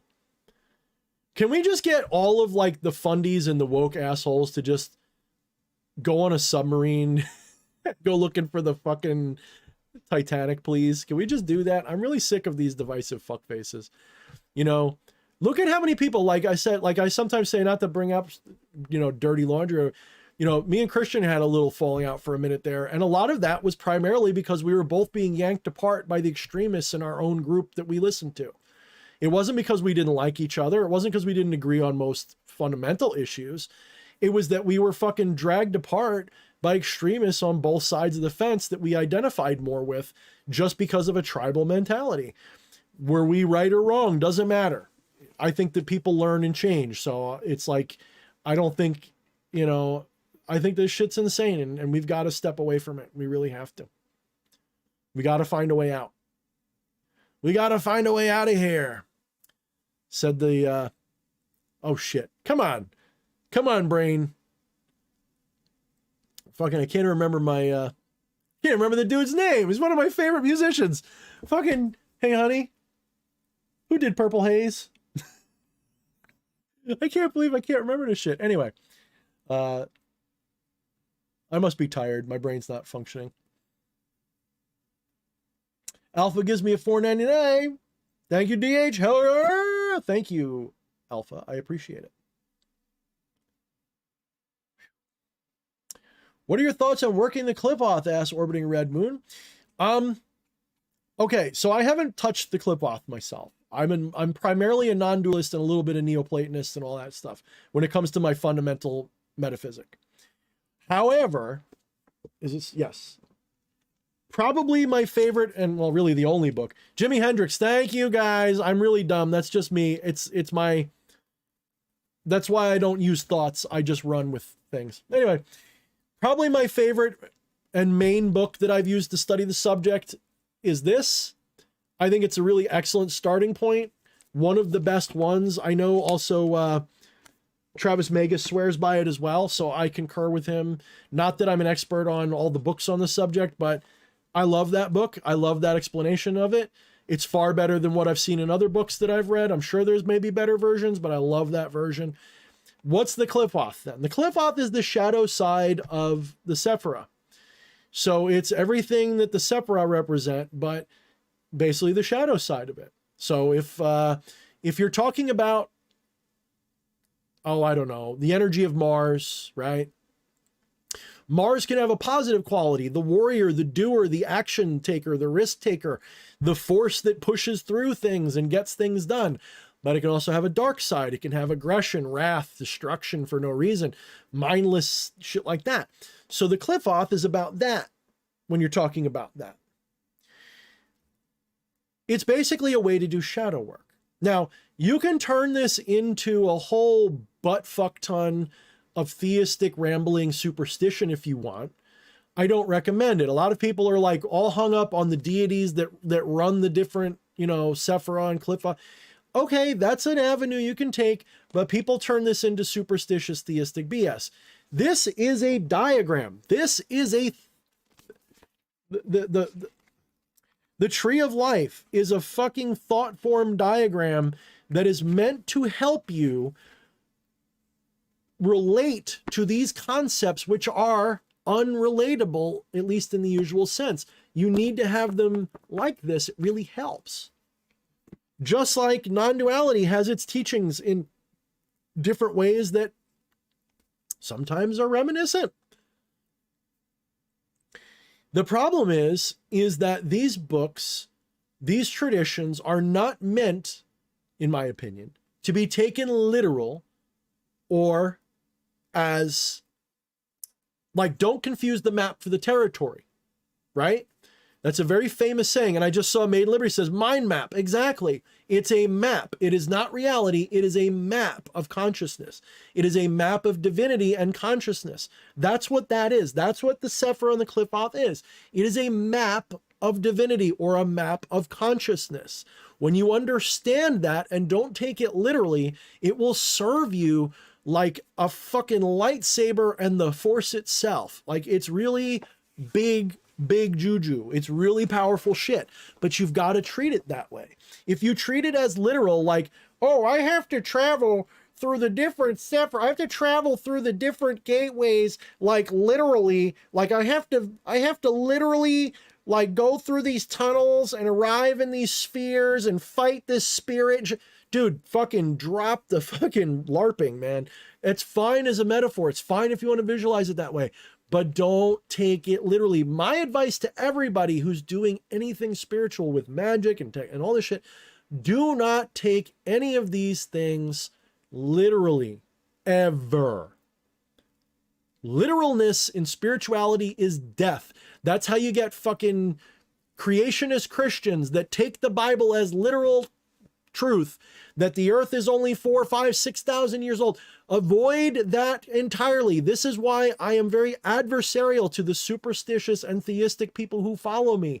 I give them a little bit of grief because I can easily debunk, destroy, and dismantle everything that they think within a few fucking sentences. It's not because I'm better. It's because they're lost in the dark and they need to find the truth. It's fine to role play. It's fine to LARP. It's fine to have some of these mythologies and treat them as sacred. I am all on board with all of that. Do not misunderstand me. This is where the nuance comes in. It's that so many people end up getting lost in their own fart-sniffing dumbness. They start to believe their own superstition, their own LARP, and it drives them insane. Now, how do I know that? Because I've been there. When I was younger, in my early days doing all of this, until I fell out of it and woke up a little bit and realized I was going off the deep end, read Shadownomicon. I explain what happened pretty clearly, although, you know, I dress it up a little bit. That's literally major component of why I stopped doing what I was doing. My shadows got the better of me, quite literally. So I abandoned a lot of that shit because that was the only way out that I knew. I couldn't fight it. So I had to rationalize against it. So I became a hardcore skeptic, an atheistic skeptic for almost 15 years of my life. It seems like everything's like 15s for me. For almost 15 years of my life, I became a hardcore atheistic skeptic. Why do you think I'm so good at science and secular philosophy? Because for 15 years, I said, fuck this superstitious bullshit. So I can easily, very easily, debunk all of that shit. And yet, I've come full circle, and I now understand how a lot of that can appear to be true, how it can manifest as real, how you could manifest literally a physical spirit with stanky breath and scaly skin. It can happen. I'm not saying it does happen often, and it's usually going to be subjective for you when it happens that way, because you're not actually, a spirit is not coming into your presence. Spirits are not real beings. Consciousness is, and consciousness takes the form of these things to itself. So you can have the experience of Lucifer appearing to you as a literal angel of light with fair skin and all this shit. You can touch it and feel it, and it can seem real. Because just like this illusion that seems real,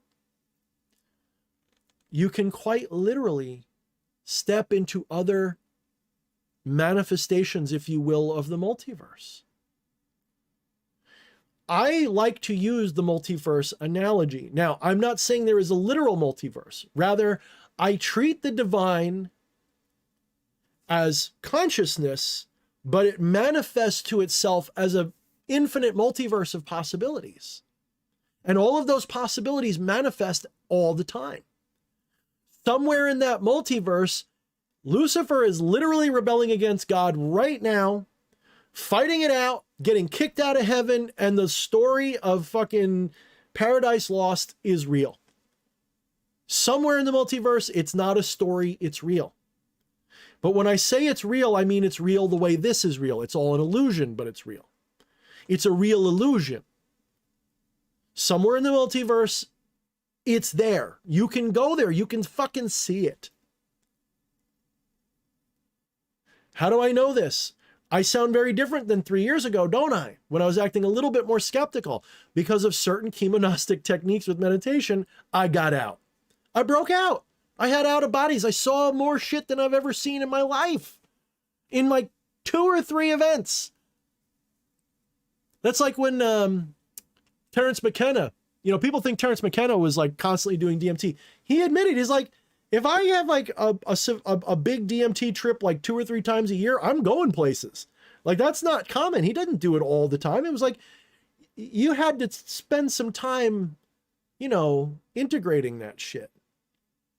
That's one of the reasons why I like cannabis for this purpose, because it's a little gentler. Like you can just do it and enjoy it. And then every once in a while, just go for broke and do like deep breathing meditation, exercises, transcendental chanting, whatever it takes, break through with it. And the weed will basically act like a battering ram and help you get through. And not only that, it rewires you to be more mellow about shit. You start letting go of certain tensions and certain attachments because of it. So long as you do it in moderation. Again, I wouldn't recommend it because it's illegal in some places. And, I don't want to get anyone in trouble. Drugs are bad, okay? But in that context, in moderation, when it's not done as just a recreational bunch of bullshit, when you're actually doing it for a spiritual purpose, I think it's a very noble way. You just have to be careful. Don't overdo it. Don't lose yourself in it. Don't become addicted to anything. Don't, make sure you're doing it right. Just like the ancients would have. Treat it as a sacred thing. Pray over that fucking shit if you want. Do whatever it takes to make it better. But don't get hung up on it like a drug. Use it as a stepping stone. Use it. I know that there's people who are going to say, well, Thorne, you don't need it, and it's better to not use it.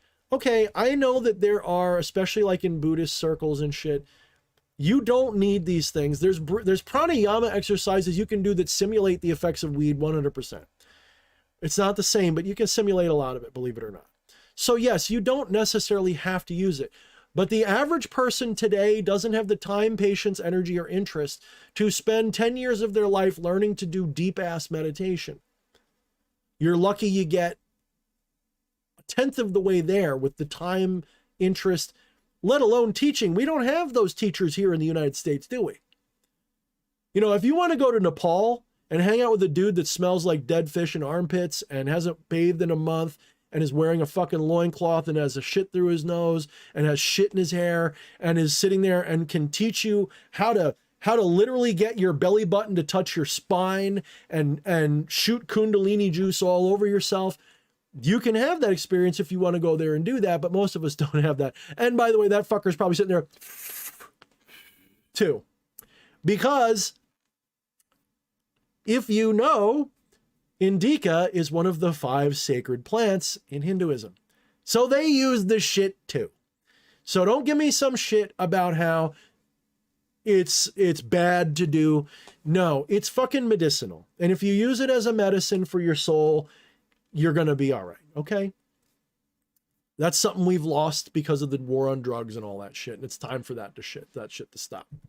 Time for that shit to stop in this country. It's time for that shit to stop in the world. I think it's part of the Great Awakening. These medicines come back, and they are coming back with a vengeance. Look at the, granted, there's a lot of charlatans doing this that aren't really what they say, but you get a lot of these ayahuasca retreats. Again, a lot of them are bullshit. Watch out. I mean, you'll get real ayahuasca, don't get me wrong, but a lot of these guys, they're just making money. But you can get the real deal, even in the States. You can find it, and that's all I'm going to say. I haven't done it. It's on my to-do list, but I haven't done it.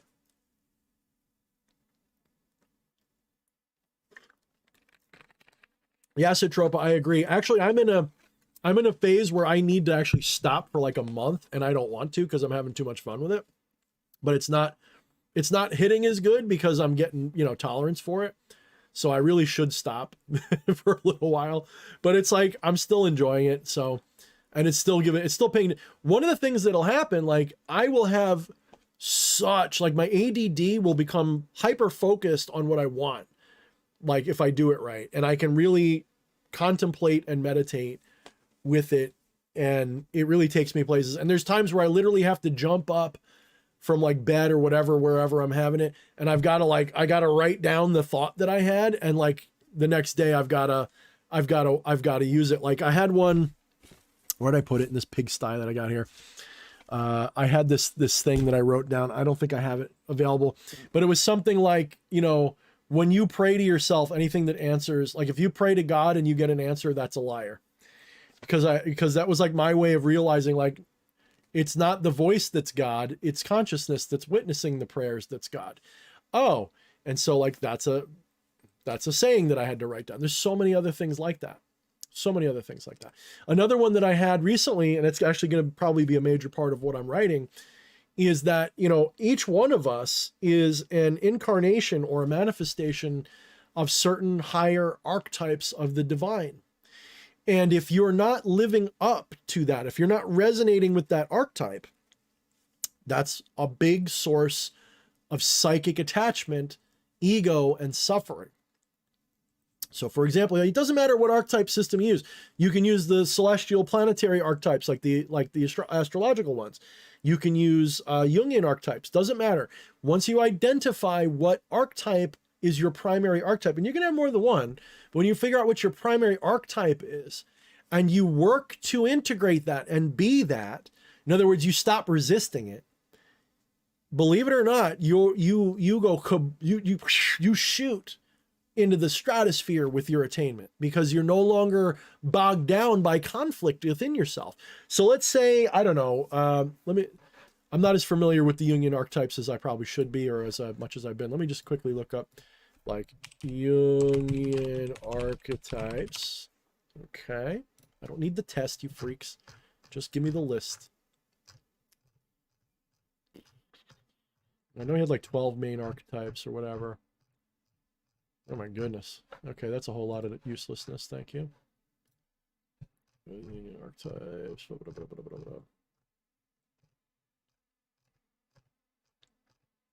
Bear with me, guys. Okay, here we go. You have the ruler, the creator artist, the sage, the innocent, the explorer, the rebel, the hero, the wizard, the jester, everyman, lover, and caregiver. Now I'll let you guys decide which one's mine. For a lot of my life, I don't think we always stick with only one. I think you can kind of float around, but I think that we're all sort of incarnate of one in specific that's really the one that we gravitate towards the most, which I think is what Jung would also agree. So let's say, for example, that I am the sage archetype. A lot of people would say that D.H. Thorne of this current year is a rebellious sage, but mostly sage, right? Let's say I'm a sage, just for example. Well, if I start acting like the everyman, like if I'm supposed to be the sage, like that's what I've incarnated to be, but I look at the everyman and go, I want to be that guy, and I try to be that guy, but really I'm the sage, that's going to cause dissonance and suffering and conflict and psychic damage and attachment and egoism. But if I recognize that I'm mostly the sage archetype and I strive to be that, then I will have nothing but fluidity, success, comfort, resonance, all of those things. All the blockages will go away because I'm not trying to be something I'm not. if you're using the astrological system, don't be so simple-minded you just go with your sun sign. Get your whole fucking chart, figure out where you're at, and then that's a much more complex system. Now, is it perfect? No, because there's a part of me that says it's not so much about when you're born, though it does have a factor, but those psychological archetypes are valid.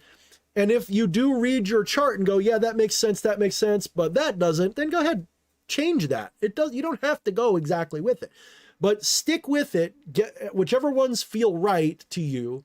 Like I feel like in Aries, but guess what? I also feel like a Pisces. You know, if you take me from the tropical zodiac, I feel like an Aries, but I can also see why I'd be a Pisces, believe it or not, which I would be in the tropical. My moon is Cancer. Most people would say, yeah, that makes total sense for you, Thorne. I'm technically a Plutonian. My first house has Pluto in it. So I have a little bit of that Pluto vibe, which is probably why I look and sometimes resonate. Maybe that's why I got so many Scorpios in my life that I'm friends and lovers with and shit. You know what I mean? Family members and everything. I got tons of Scorpios. My North Node is Libra. So that's like my guiding star. That's what I'm becoming, is more like someone who is justice oriented, intellectual, sage, basically, which explains why when I was younger, I was more of the rebellious hero warrior type of character, and I've slowly morphed into something more like a sage. That's why I'm still a little rebel sage. Probably by the time I'm 50, 60, 70, 80, I'll probably be mostly like a Libra, mostly like a sage type. Probably. That's what I think. So, yeah.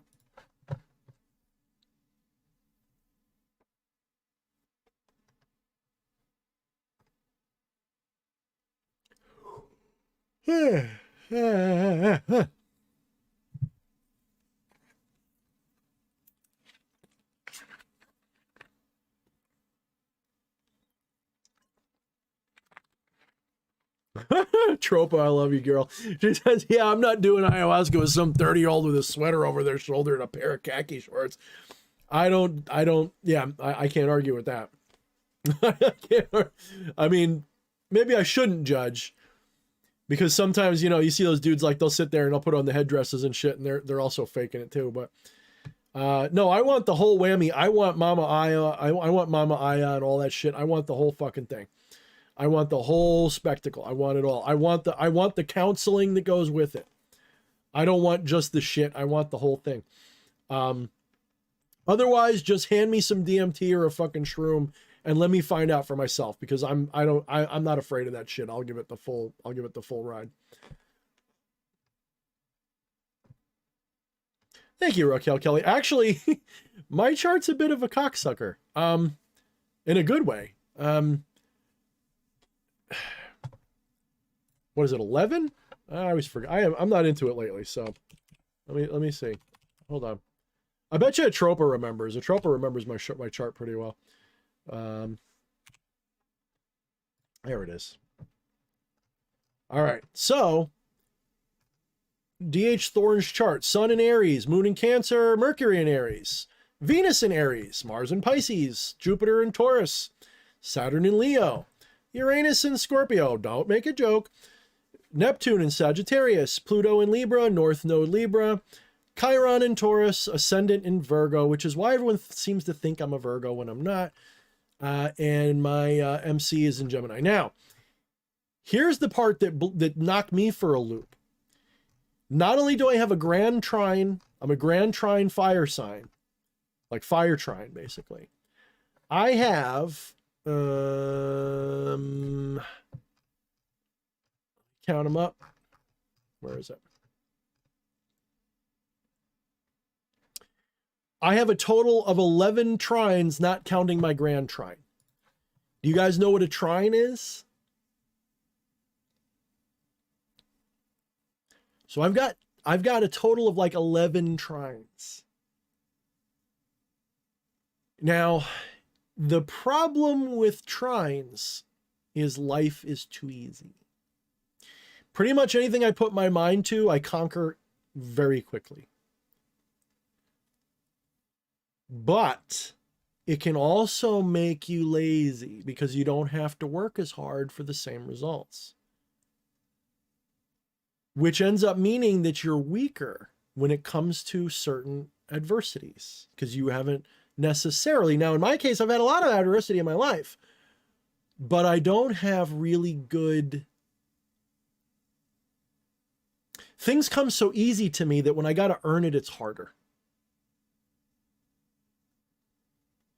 So this is why people are like, damn, is there anything he doesn't know? Is there anything he's not good at? Part of that's because I have ADD. I'm constantly scanning the horizon for new information. I'm bored. I want to know everything. But it's also, according to astrology, that's part of the reason, is that all of those trines, basically wherever you see a trine, that's something I got a cakewalk in. It doesn't mean that I'm like necessarily blessed with money or anything. It just means that if I try it, I'm going to probably succeed.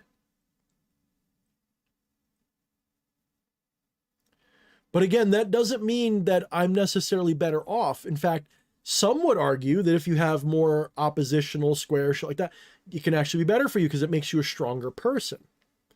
So there's give and take. Although I will note that people who say negative things about trines, if you ask them, they usually don't have any. They're probably a little jealous. But I will also say that the people who think having trines are great are probably like me and kind of full of themselves about it.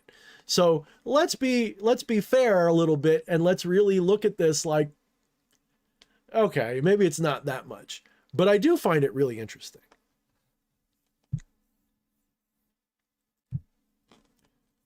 Like one person was like, oh, I got 3 trines, watch out. I'm like, yeah, I got 11. Yep. And yet here I am, basically a lower middle, a very upper poverty level person who who looks at society like it's a maniac. Anyway, I don't fit in very well. So it doesn't make your life easier, believe it or not. Trines do not make your life easier. It just makes it makes certain things come easier for you. Does that make sense? Like it's not that it's necessarily better. It's just that things come easier for you. That can actually make things harder. I know it sounds counterintuitive, but there's truth to it. You know, imagine being me and having to spend a year in school when I can learn the same material in a fraction of the time than the average person. So imagine being in school and being judged based on how well you do homework when you have a combination of ADD and you've already learned it just from sitting in class without even paying much attention. It's frustrating as fuck. You get bored. You don't do your homework. You fail everything. So it didn't make me a better person. It actually made shit worse. It actually made shit worse because I didn't learn, or maybe I did learn because I have ADD. So I can't really, that ADD kicks me in the ass every time because it's like, I'm really good at things, but I can't succeed at things if they require a long investment. It's got to be a short term, easy come, easy go, while the iron's hot kind of thing.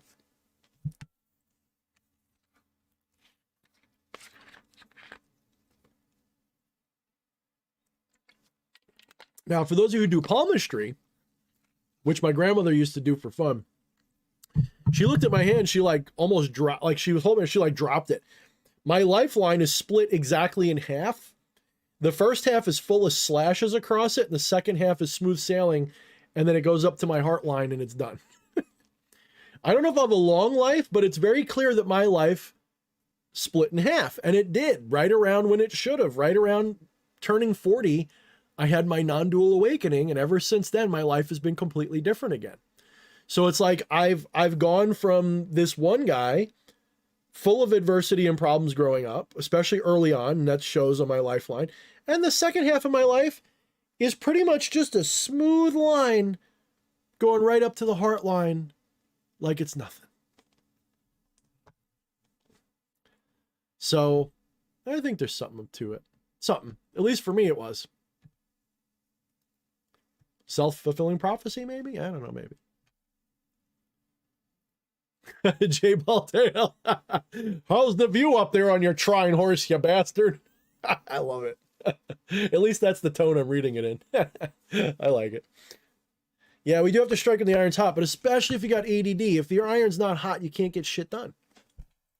I've tried. I have put, you know, even people in my family who didn't know that about me, once they now know that that's my deal, it's like I can see the regret in their face when they think about how hard they tried to push me, how they might have been cruel and made a moral judgment about me based on that. Because when you have ADD, people call you lazy and they call you all kinds of fucked up shit. But it's not your fault. You're not lazy. I am not lazy, motherfucker. I am not. You watch how hard I work at something I enjoy. I am literally a bottomless well of energy. And I will fucking cross the sands of time themselves to achieve a goal. I just can't make it. I can't do that unless I want to. And I can't make myself want to. Like the average person, if you say, do that job hard enough and you'll be good, they can make themselves do it. Me, if it doesn't vibe with me, even if it's something that I like, I can't do it. So for example, I burned out a little bit on doing some of this. I love this, but I burned out on some of it. And so it's like, you couldn't make me do it if you tried. I don't want to. It's like, I love rituals. I love teaching people this stuff. I love this. I love that. But the idea of me doing some of that stuff sometimes just makes me want to vomit. I can't do it. Yet I'll look at it and be like, damn, that was cool when I did it. It's the fucking most obnoxious thing ever. Yeah, ADD and ADHD are basically the same thing. I think ADHD means you have hyperactive stuff with it. ADD just means attention. They say deficit. What they mean is you are unable to focus your attention on anything intentionally. You can focus, believe me, you can hyper focus. You can focus in ways that other people can't even begin to imagine. If I am really into something, there is nothing that's going to stop me from focusing on, like, there's not like I am going to do it. But if I'm not focused, if it's not something I want to do, you can't make me do it. You can put a gun to my head and I'll try and I'll fuck up, I'll fail. So it's a very liberating thing, actually, knowing that, because I went through most of my life thinking I was just a lazy fuck up. And once I started realizing, oh, it's ADD. Oh, so I'm just neurodivergent. There's nothing wrong with me. I'm just different. Oh, now it makes sense. And now I'm trying to, at some point, I'm going to look and see what things I would be good at with that. By the way, being creative is one of them. The only thing is you can't be creative for other people. So like I was an artist for years and I couldn't understand why. I loved drawing and painting, but the minute I was told to do it by somebody else, I couldn't do it. Well, because when I would draw and paint for myself, I was waiting for inspiration. When the inspiration hit, I'd draw and paint and bam, I would do a great job. But the minute somebody says, I need you to paint a picture of this that I want, if I don't feel like that's the coolest idea ever, I can't do it.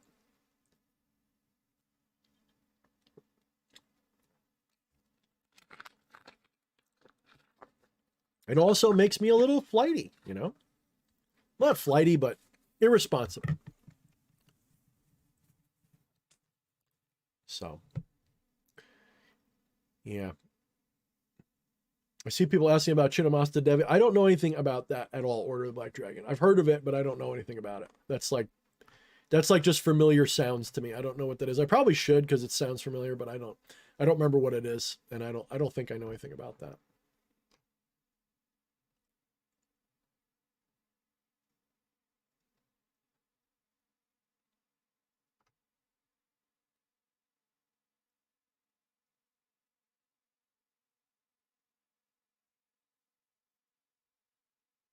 Yes, Stu Henry. Stu Henry asked, don't others normally see your characteristics as those of your rising star sign, not your birth star? Exactly. Most people, at least when they're sensitive to these things, don't think I'm an Aries at first. They think I am a Virgo. And I do, interestingly enough, I do project a lot of Plutonian Virgo, like Virgo with Pluto is very, I have the dark aesthetic, all that, and Virgo, which is very demure, which is weird because I don't see myself as demure, but all the things that Virgo represents. I'm not neat. I'm not anything like a Virgo. Like I'm really not. Like I don't have many traits in common with a Virgo, but I seem like it. Like I appear as it on the surface. Like that guy's a Virgo. He's clean, he's this, he's that, he's well spoken. Then you get to my house, he's like, damn, does that guy ever clean anything? I'm not a Virgo. I'm nothing like a Virgo. Not really. I could seem like one, but I am not.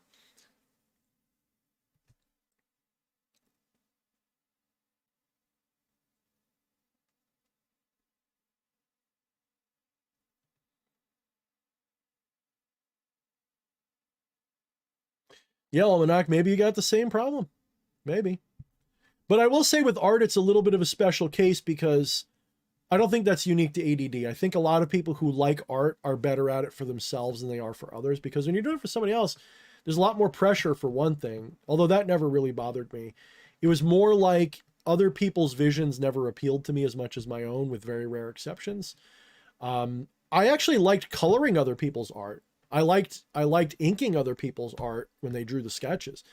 I liked the piecework, but I didn't like the creative process unless it was for myself. Like I can create all day long for me, but I'm not good at creating other people's ideas. It just doesn't sit right with me.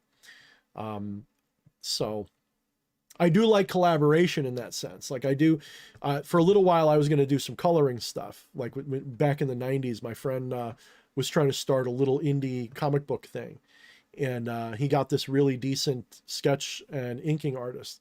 And they wanted to digitize it all because that was when, Photoshop was first coming out. So I had learned how to use it. And so we were experimenting with making comics in Photoshop, which I'm sure a lot of people had been doing, but I was new to that. So yeah, it was fun. I liked doing that. I did enjoy that.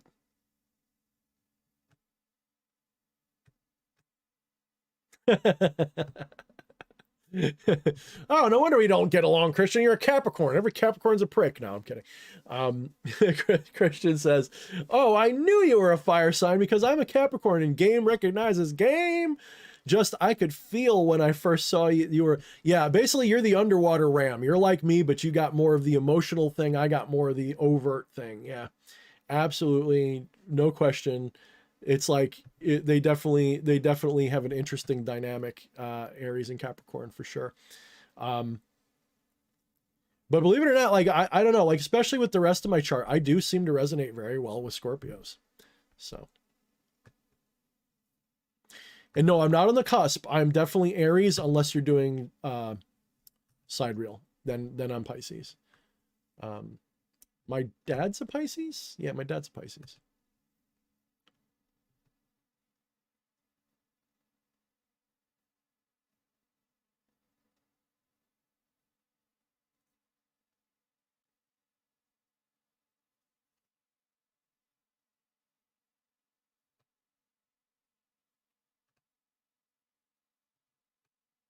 Yeah, Mars and Scorpio is interesting. Yeah, there's a lot of, Leo. I just saw something the other day somewhere about Leo sun signs and Cancer moon, Cancer sun signs and Cancer moon.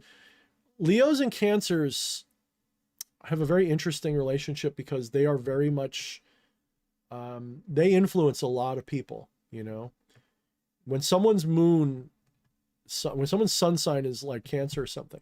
So like Cancers and Leos. So the Cancers are very, like emotional security and shit like that. And Leos are very, inspiring. And when you put those two people together, they tend to really help group dynamics a lot. So it's very interesting.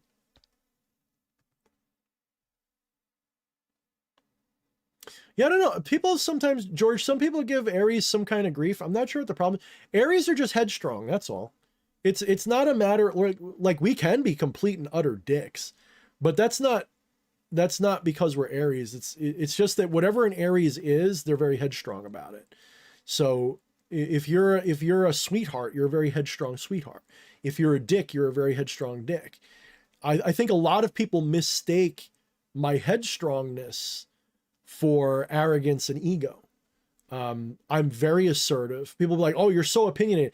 I know people like, there's this dude, I'm not going to name him, but he's always been a pain in my ass because he's so full of himself. He constantly likes to point out that like I'm opinionated. It's like, that's a huge insult to somebody. Like, you don't call somebody opinionated because, unless you really want to insult them, because when you say somebody's opinionated, you're saying that they don't know what they're talking about, but they speak as if, you know, they know everything. And I get why someone might aim that at me if they don't know me, but I'm pretty open about what I know, what I don't know, what I think I know, what I don't think I know. And I'm very passionate about things. That's my Aries. Aries is a passionate, headstrong sign. So if I believe something, I'm passionate about that belief. If I'm into something, I'm passionate about it. I'm very much driven to be headstrong about it. Yes, exactly, Roberto Bellotti. Everyone should be neutral and bored. Exactly. Like, what the fuck's wrong with you people? Be a bunch of humble pussies. What the fuck? God, I hate that mentality. Oh, because it's always fake. Fucking people who are all into humility, they're always fake, man. They're always fake motherfuckers. Give me a good, honest, arrogant, self-entitled piece of shit, and at least I know what I'm dealing with. I cannot stand humble motherfuckers that stab you in the back and act like they're all better than you because they're soft-spoken and shit. What a bunch of prick suck fuckers. No, thank you. But no, as an Aries, I'm a lot, okay? It's undeniable. I'm a lot. It's just how we are. But that's part of what makes us, I guess that's a good thing in the right hands, because it makes us, we're natural leaders because people can't push us around very easily. I do not get pushed around very easily. If you push, I shove back. And if I don't, it's because I'm planning on stabbing you in the motherfucking back, because I don't back down very easily. I will spite everything to destroy my enemy. I have a little bit of Scorpio energy, all right? I will fucking destroy you. I'm not here to fight you. I'm here to destroy you. So that's a little bit of that Scorpio Plutonian element coming out. But my Aries side just makes that magnified. It's just, I'm very likely, and like all Aries, I'm very proud to be an Aries.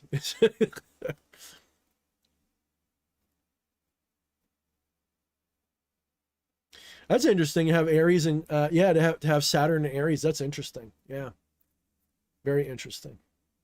Christian, very interesting. Christian caught the rub too. But again, if people know me, if you get to know me, I'm a giant fucking teddy bear with a switchblade in its paw, but I'm a giant teddy bear. I don't like hurting things. If you see how my wife and I are, especially with like the little stuffed animals, you're like, dude, is this guy really like an Aries tough guy? He's like a total pussy. Like, I'm what I am. And Aries is what they are. They don't pull punches. They don't hide shit from you. They're very direct. And if we do hide something from you, we do plan on revealing it. Trust me. When we keep a secret, we can't wait. Like, we'll hold on to a secret. We can't wait to tell you though. Like, we're going to be like, oh yeah. Oh, I can't. Ooh, I'm going to have mine. I'm going to have mine. But that's why I think certain kinds of Aries and certain kinds of Scorpio get together and go together so well. Like, I'm the kind of Aries that gets along well with Scorpios because like I have a similar kind of, I have a little bit of that same energy, but at the same time, sometimes I look at a Scorpio and go, you fucking secretive, reclusive fuck. Would you? And there can definitely be some controversy there. But I think it works. I think it works.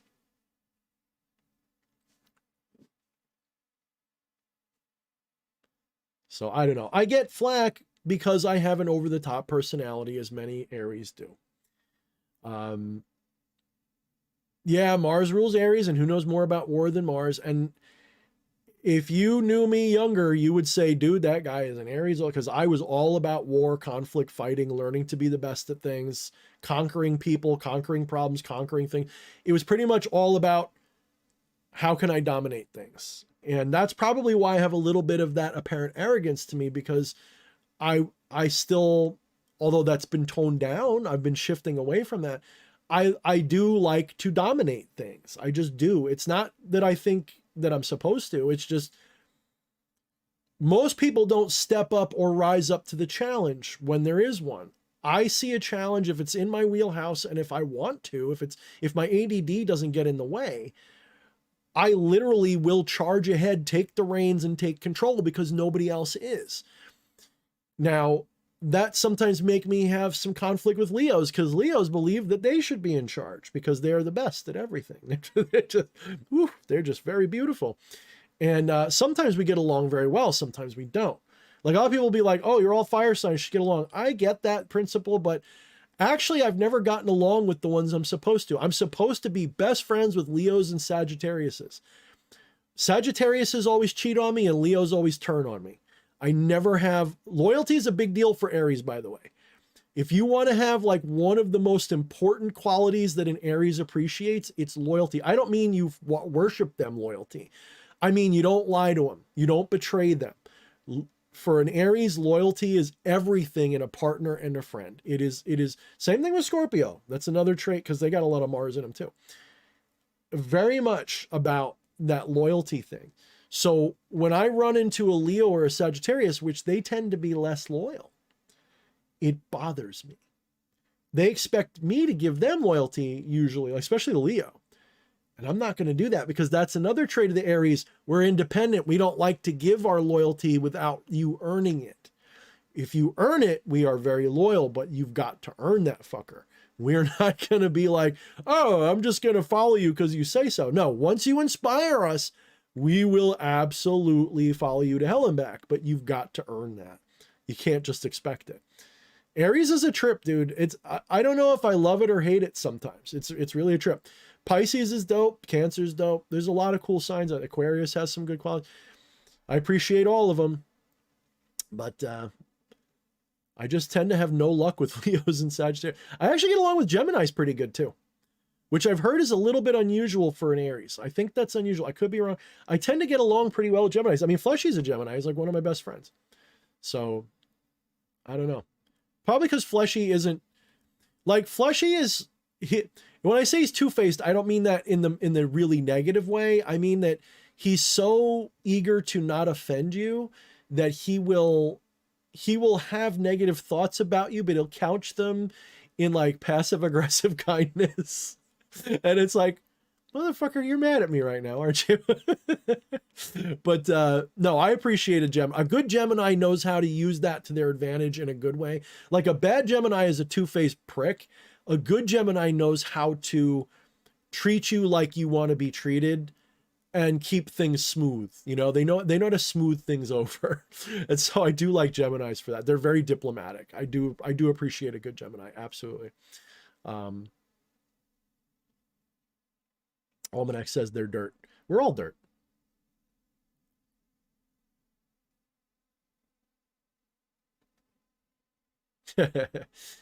Christian's talking about his moons in Gemini and almost all. Really? You have a lot of Libra, huh? That's weird. No wonder you're so justice oriented in your mind, I think. Yeah, we miss Fleshy. Fleshy's still, I still hang with Fleshy every Friday. But I should get him to do another stream again. He hasn't done well. He said that he's willing to do them now and then. We just haven't really connected on the idea in a while. What I'm looking for in the near future is when I start doing this next phase of what I'm going to do eventually, when I finish the book and get things going. I am going to be looking for people to fill in a stable of people who would like to be associated with what I do. I'm not sure what form that's going to take exactly yet, but people want to offer services and shit and, you know, all be kind of in the same wheelhouse. I will be looking for that. I'm looking for Padawans, if you will, but I'm looking for advanced Padawans, people who are barely Padawans, people who already get it, who maybe want to work within a certain new framework that I'm developing. And if any of you guys feel like you're ready for that, you know, join the Discord and keep following this page. And when I put the announcement out, I'm not accepting most people. I'm going to be, I will literally, like, just to save your feelings, if I'm not like into what you're offering, I just won't be into it. But we'll see. I will be, but I'm looking for people who have creative capability. You know, I'm looking for other creators like me. I want people eventually when I do this, I'm going to start small, 2 or 3 people. I may have 1 or 2 in mind already. But when I get this thing going, I want people who are able to do the creative game well enough that it's not like it's just me being the creative in the group. Like I'm gonna be expecting and looking for people who can put on their own show, if you will. So we'll see what happens. And of course, you've got to resonate with what I'm teaching, what I'm talking about. It's, you know, if you don't, I'm not going to make you fit into it. You should already fit into it. So, Order of the Black Dragon already has a website. Ah, okay. Yeah, keep your, you know, by the way, if any of you guys are in the Discord and you've got services, you've got offerings, you've got YouTube channels, post it in the damn shameless plugs from time to time. Jen, I love her to death. She spans that shameless plugs all the time. And I'm not saying that nastily. I love Jen to death. So I'm not saying don't do it, but she puts stuff there every day. We need more people posting in the shameless plug section. So for those of you guys who are excited about what I'm saying, just hold off a little bit. Don't get too excited because my ADD is going to kick in about 5 minutes and I'm gonna be like, I'll do it in August or something. So I'm not looking yet, but I also don't want to hurt anybody's feelings if I'm not interested in what you got. Okay. So I want to play this very cautiously and I want to put out a proper, you know, audition, situation. And I'm going to have probably, you know, some filtering going on, because I'm not getting burned by inviting people into something that have no business being linked to my energy. You know what I mean? So even if you've got good shit, but I feel like we won't get along, I'm probably going to be like, I don't care. I don't know if you guys have noticed, but getting into my inner circle is very hard. You can get into my outer circle very easily. I'm a very open guy. But if you want to get, like, if you want to join, if you want to hitch your wagon to mine, I am very, very, very, very, very, very, like, I read you and I'll be like, I don't like their energy. No, I don't care if they've got good stuff. I don't care if they talk right. I don't care if they believe the same shit I do. Do they seem weird to me? I read people for a living, so I have a tendency to do that.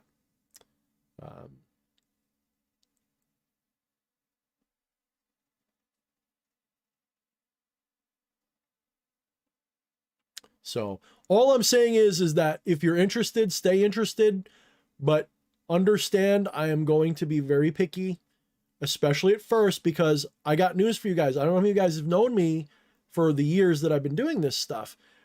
Every time I have joined forces with someone else, it went bad. When I was in Dark Sorcery, those motherfuckers, granted, there was some things that was going on between us that didn't all work out, but those motherfuckers decided that I was using them when it was obviously the other way around. They decided I was using them, all because I started saying, fuck it, I'm just going to go my own way. I've been burned by these other people. I'm done. And I started going my own way and they didn't like it. They decided that I was screwing them. So they treated me. Big falling out with Dark Sorcery. I want nothing to do with any of them anymore. Although there's a few people that were in Dark Sorcery who are still cool with me. Most of the ones that were leading it, some of the people that used to be regulars on my channel, I am not friends with anymore. As you may have noticed, there were certain people, I won't name names. I just don't do that. I don't like drawing attention to people and causing drama. It's bad enough I'm even saying Dark Sorcery. But there was people in that group that I was friends with that I thought we were good friends. And then there was a lot of backstabbing and shit. People blame me for shit that I had nothing to do with. And that shit ended on a bad note. But then there was also From the Ashes. And that was, you know, I did that for the experience. I had a bad feeling going into it, but I tried to do my best to be loyal to the program, to do what I was expected to do. That shit fell apart. And I will never work with S. Ben Kane again. I have nothing positive to say. You know, hopefully he finds peace and gets himself straightened out. He probably is doing better. But he doesn't like it when I talk about him either, by the way. I've gotten anger mail from him when I've come out and said the truth about him, you know, what he's done to people and shit, you know. I'm not here to expose him. I wouldn't be doing my job if I wasn't warning you guys. Like, there's some people you should just really avoid, and it's just the truth. And there's, you know, I tried to do the right thing and it didn't work out, you know. Nobody's perfect. I made mistakes doing it too, by the way, you know. No, it's not a paid job offer at the moment. Order of the whole idea behind what I'm thinking of doing is I'm trying to get some people who I can. Here, how would I put this? I'm trying to get some people who have a competent non-dual understanding to learn a new perspective, something I call manifestationism, and learn to apply it, and also help me organize something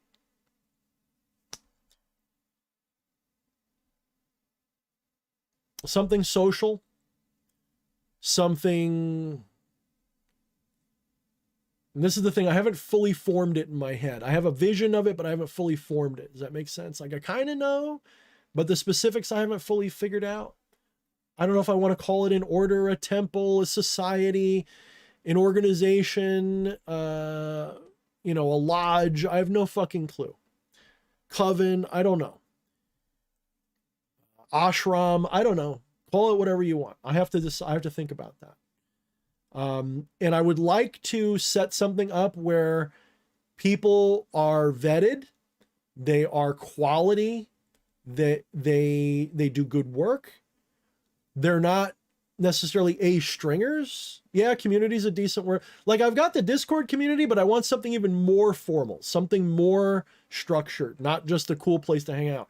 I want something where there are regular meetings, where there is a sense of real community between central members. I want people who can teach the principles that I am presenting. I want people who can offer services.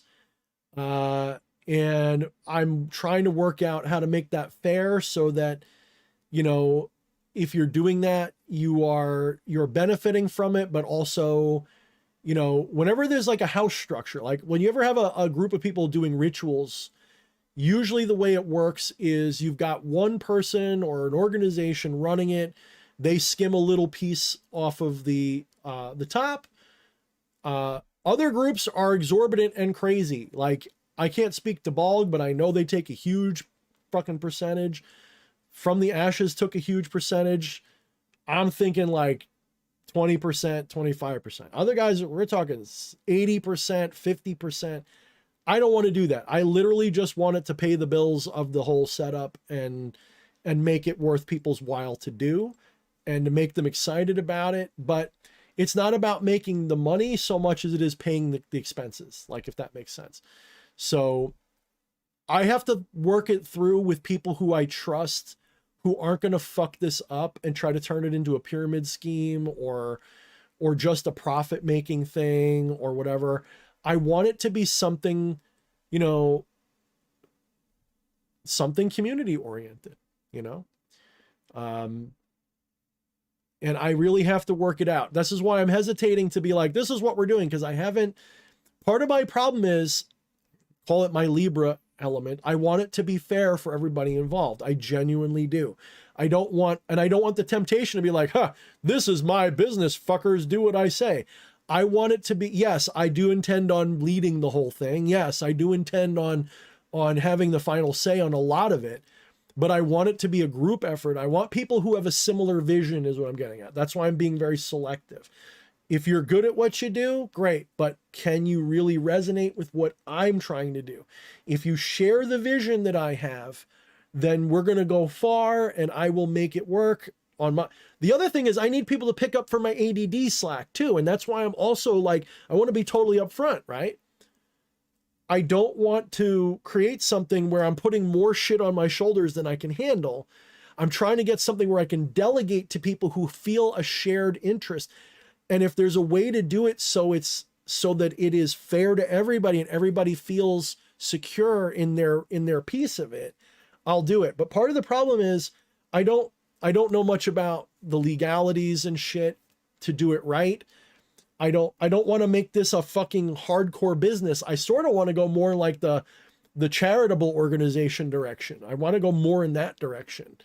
Not that it would be, but I'm leaning more towards that than like a money-making corporation, but it might not be possible. And I don't know how official I want it to be. If it's just a loose association, like a freelance association, that's probably what it would be. It's probably going to be like a freelance association of people with similar ideas, the same vision, working together to make that vision happen and building up something with a community and a following and all that. And yes, Maiden Eddie is already more or less on the ground floor of it. He will most likely be taking part as my left, right, or center man hand. It really depends. Shadow Doc probably as well, although he's not as active socially. He is a very good left-hand man, if you will. He is, people don't know. I mean, he's an old veteran. He's a badass. You know, he's a very, I consider him a true blue person. I do like Shadow Doc too. So I don't know but that's the thing. Part of my problem is I don't know exactly what form this needs to take because I'm so focused on the book. If I get this damn book done, the book is the cornerstone. And anybody who wants in, that cornerstone has to be part of your cornerstone. You don't have to adopt the whole thing, but you've got to resonate with it. You've got to be able to use it. You've got to be able to work with it. And I think most of you guys who like my philosophy won't have any problem with it. In fact, I think most of the people listening to this will probably get it on their first read through and will be able to adapt what it's got in it into their own practice and realize, hey, this is a good way to. Some of you guys might be like, I already do it this way. So that's a thing too, because everything that's in this book is no ETA made in Liberty. I am so writing rewrites, reforming, cleaning up, this thing that I'm creating. The problem is that it is somewhat of a new philosophy, but really it's a new interpretation of fundamentally non-dual and Neoplatonic philosophy. And the problem is I'm trying to write a book that's not just a book of philosophy. I'm trying to make a book that contains the philosophy in one compartment, the methodology in another compartment, and a system of practice in the final compartment. So in other words, it's basically the spiritual successor to Become the Maelstrom. And Become the Maelstrom, I wasn't trying to reinvent the wheel. I was literally taking everything that at that point was my practices and just shoving them in a book. Okay. This is new ideas that is hard to communicate, especially to people without non-dual orientations. If someone has a pretty decent non-dual understanding, manifestationism will be easy. If you're not used to non-duality, if it's an alien subject to you, if you're a materialistic person, if you're a dualistic person, if you're a traditional occultist, if you're, when I say traditional, like a dualistic superstitious weirdo, if you're any of those things, manifestationism might be difficult and opaque to you. But if you're familiar with Kabbalah, if you're familiar with Neoplatonism, if you're familiar with Advaita, if you are an Advaitin, if you are a non-dualist like me, then it's going to click pretty easily, I think. In fact, some of you might be like, why are you being so verbose in this book when you could literally just say a few sentences and I would get it? Because I'm worried that the average person, it's going to be like yoink and they're not going to get it. But I can give you a hint, like it's not that secret. If you look up quantum jumping or reality shifting or manifesting, you're getting close to what manifestationism is teaching. It's just teaching a very non-dual form of it. It's got a different perspective. And part of the challenge is the non-dual philosophy is such a centerpiece that it's like I almost have to take the whole non-dual thing and put it there as the primer. And I don't want to do that. That's the problem, is that I'm writing this book about manifestationism, which is an interpretation of non-duality through a lens which rationalizes magic and sorcery and all of this cool shit. But it's like, in presenting this book, I'm asking myself, who's reading this book? And this is the real reason I'm having problems. I'm having a hard time figuring out who my audience is. Because if they're already really, really awakened to the non-dual truth, they don't need this book so much. At least not a lot of the book. They would probably find my take on it novel and useful, but they wouldn't need a lot of the parts that I'm really into explaining to you that you're God as consciousness. I love that. That's like one of my, I love revealing to people what they are and watching them get it. I feed off of that. That's my symbiotic vampire element there. I feed off of people's awakenings. I go, oh yeah, they're getting it. Did you see how it clicked? You could see you could see the moment that reality inverted and they got themselves. I love that moment.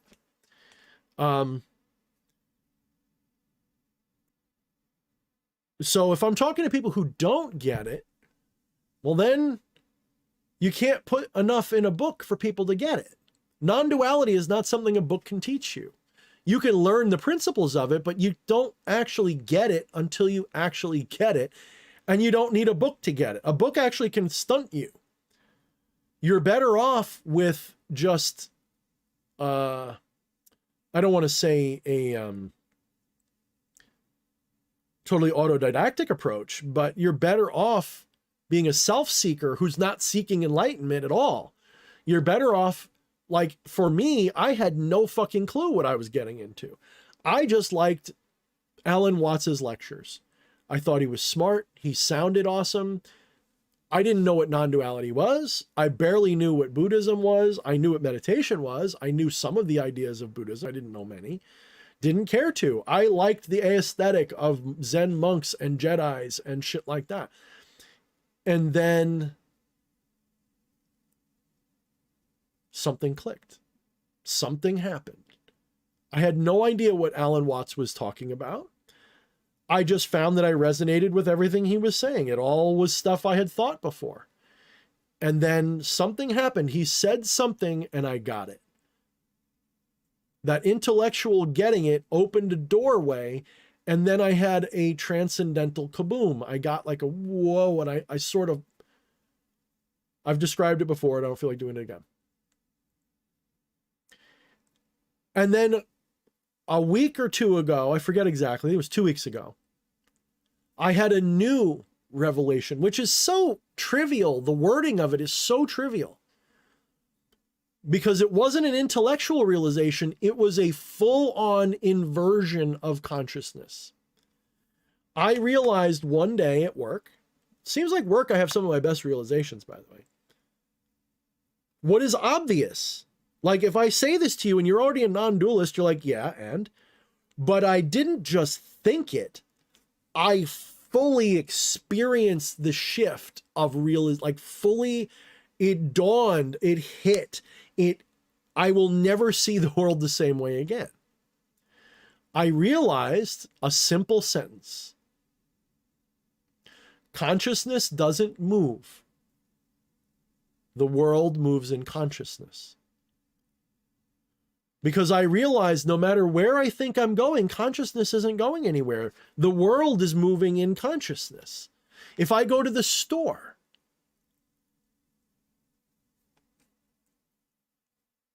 I'm not going to the store. Consciousness isn't moving to the store. The store is coming to consciousness. It's coming into focus of consciousness. And that click intellectually is nothing. You can hear them be like, oh yeah, that makes sense. No, there's no word for it. I knew it. I didn't think it. I didn't realize it intellectually. I knew it. And that was from that moment forward, I see it like that more often than I don't. I now realize none of this is out there. I've always known that intellectually. I've believed that. I understood that. I had a non-dual click. I had an awakening, but then I truly not believed it. I gnostically know it. And so with that change, I can't teach magic the way I used to, because I realize that it's all illusory. You can use that illusion. Please don't misunderstand me. If you want to visualize lightning bolts shooting out of your fingers, charging things, that's fine. Just know that there's no things, there's no lightning bolts, there's no fingers. Those are just appearances of consciousness. There is only consciousness, guys. Once that clicks in the Gnostic way, not in the intellectual way, once you really click, and that is no longer a thought, it is an experiential knowing. Once that fully clicks, magic is literally a child's toy. I can look at things and be like, if I understand their symbolism, it's like child's play. Because I'm like, oh, Golden Dawn's basically teaching you non-duality its own way. Oh, Kabbalah's teaching you. Granted, when I say non-duality, I don't necessarily mean, it could be monism, it could be Neoplatonism, it could be Hermeticism. These are all pantheistic, non-dual, monist philosophies, okay? They're all a little different, but they're all pointing to the same fundamental truth that emanates out into these different cultures and traditions. If you understand one, they all make sense. If you finish Kabbalah and you get it, non-duality makes sense. If you get Neoplatonism, Kabbalah and non-duality makes sense. If you get non-duality, Kabbalah, Hermeticism, it all makes sense. Intuitively, you don't need someone to explain it to you. When I read my favorite primer on, do I have it still here? Is this one it?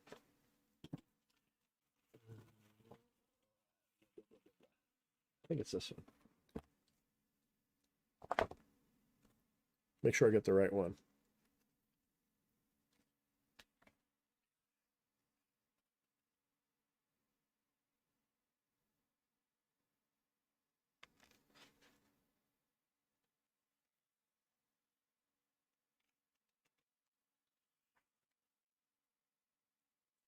I think it's this one.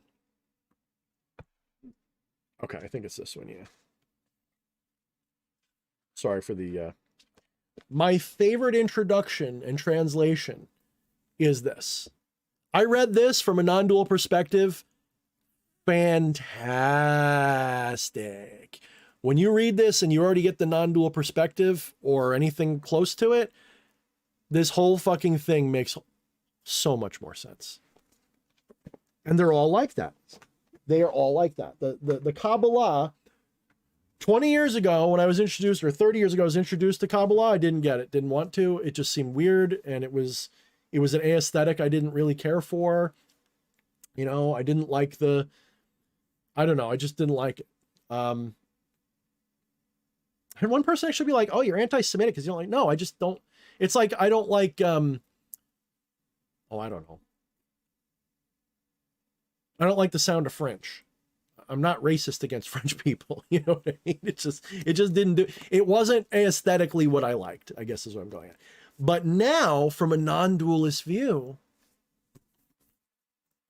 this clicks like, I don't know, what's the easiest click you can imagine?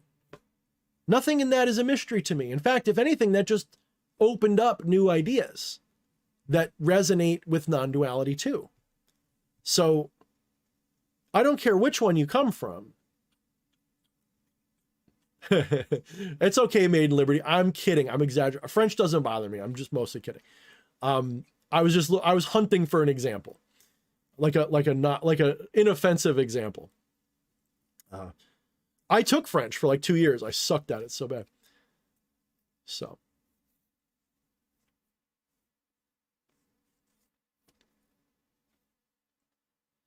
Yeah, I like this book on on the Hermetica because honestly, if this is the only book you read on the subject, you're fine. Like, this has all the most important shit in it. This is, and don't mistake the Kybalion for this, by the way. Kybalion is like, it's like a fanfic of this stuff. I think it's in the Hermetic tradition. I think it resonates with it, but people who are like, oh, that's Hermet. No, it's not. It's New Thought. It's not Hermetics. That doesn't mean they're incompatible. I think that they are compatible. It's just they're not the same thing. Don't get them confused.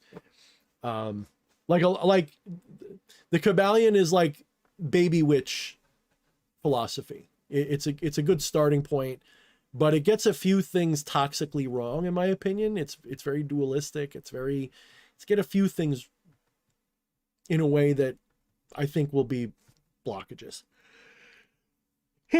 But a lot of people cut their teeth on it, so it is what it is. It's not the worst thing you could start with, believe it or not. The worst thing you could start with is superstitious New Age quackery. You know, turn off Gaia TV, turn off these things. I'm not saying don't ever look at them. Just, you need to get it first and then look at that other weird superstitious shit so that you can pick out the parts that are valuable and leave the rest, because a lot of it is just New Age fantasy masturbation. It's just superstitious, and that's dangerous. If you're a real occultist, like the real deal,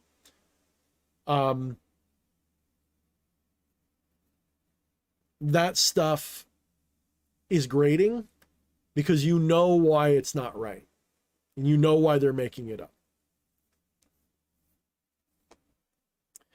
DH, what is hermeneutic? I have no idea. Yes, Order of the Black Dragon, Lovecraftian magic is viable.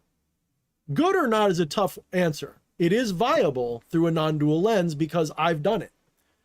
I love using the Lovecraftian mythos as an aesthetic overlay for certain non-dual principles. For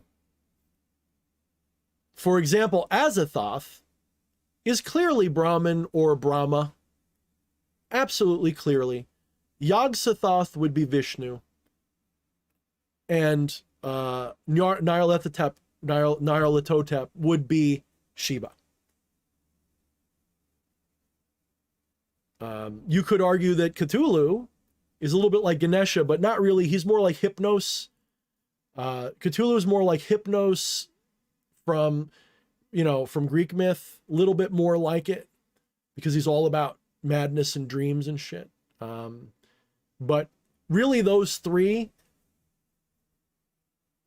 beautiful shit, and it works very well. I've worked with those spiritual archetypes, especially Nyarlathotep. Nyarlathotep is badass. Like, I love that spiritual mask for divinity. The incarnate, it's Nyarlathotep is the equivalent of a Lucifer in the Lovecraftian thing, equivalent of a Shiva, equivalent of a Prometheus. He is the soul of the outer gods. It's really, really potent shit. In some of my chemonostic states, I encountered what I described as the keeper of all gates, and that's basically Yog-Sothoth. So it works very well. One of the things that works best about Lovecraft is its cosmic horror element, because it makes it so alien. You're not sitting here going love and light, or even evil, because the thing that always struck me about Lovecraft stuff is, as much as it's portrayed as being evil, it's not. It's just like, evil is nothing compared to this, because these beings in the Lovecraftian mythos, they're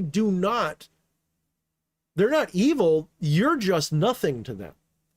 Like, you're just so insignificant that you're less than an ant on a hill. Like, you're like a microbe. You're not even a microbe. You're a virus to that. You're a nothing to them. And that's what makes that so potent as cultural symbolism. So it works pretty well. Order the Black Dragon, I wouldn't answer that question like that. I don't think that's a fair question. I mean, absolutely it wouldn't be, because Tantric Hinduism has thousands of years of stuff to draw upon. Lovecraftian magic is just a bunch of symbolism. It's hollow by itself. Lovecraftian stuff is completely hollow. You have to use it as an overlay for something else, or else it doesn't mean shit. I've gone around this many times watching how other people use it. Everybody who uses it correctly in a way that actually benefits them uses it as an overlay for other kinds of traditions. Think of it like the way the Jedi, the modern Jedi people, use Jediism, and they will read, the Tao Te Ching, but they'll call it the Force Te Ching or something like that. That's a way to approach it. That makes it better.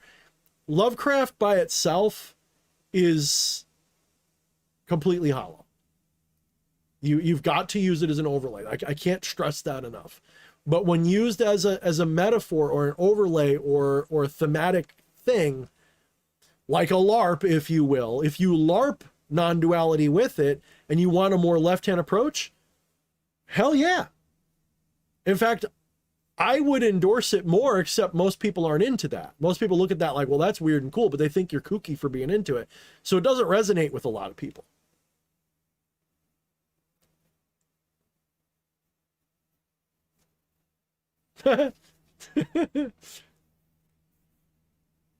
Nice, Heide. Nice, Christian. Yes, we're becoming a fish people cult. Yes.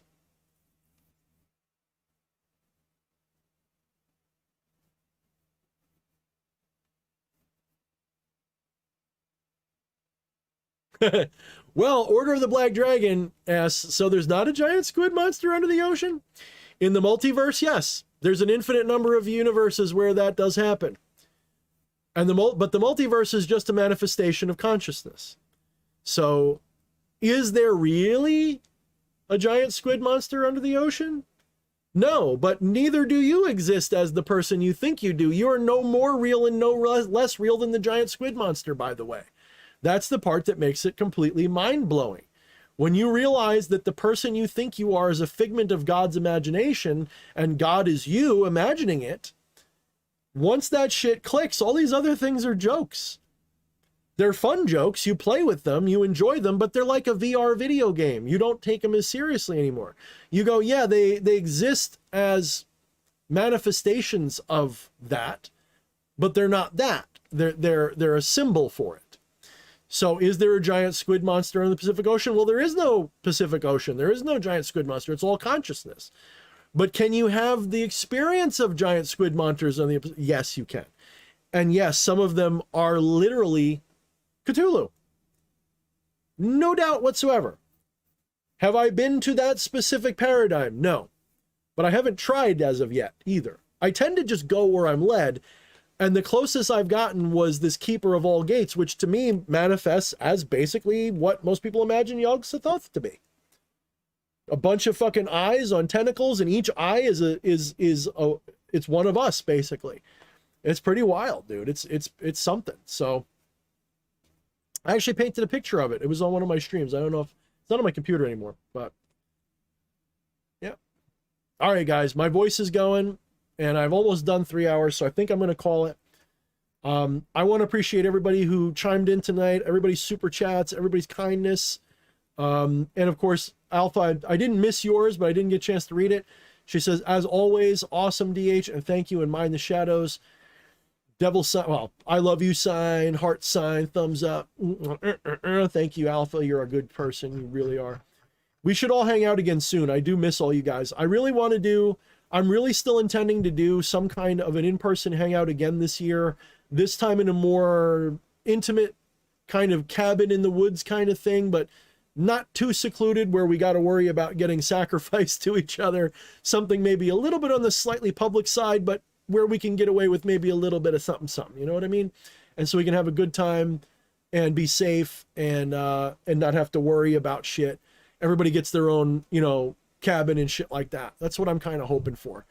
We'll see what happens. I'm aiming for the fall, but this year a lot's up in the air because of current events, and any day now the economy could collapse. We could get invaded by aliens. A fucking submarine could land on Biden's house. I don't fucking know. So I'm playing it by ear, and I'm still looking for places to do it. But if I find one, it's probably going to be in the New York, Newark, Philadelphia, tri-state area somewhere. You know, probably like upstate New York, maybe the Delaware Valley area, something like that. So we'll see. All right, guys, I'm going to take off. I will see you guys next Thursday, whoever's going to be here. Hopefully I'll be here.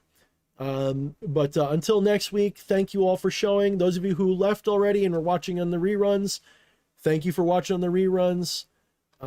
Yeah, so until next time, mind the shadow.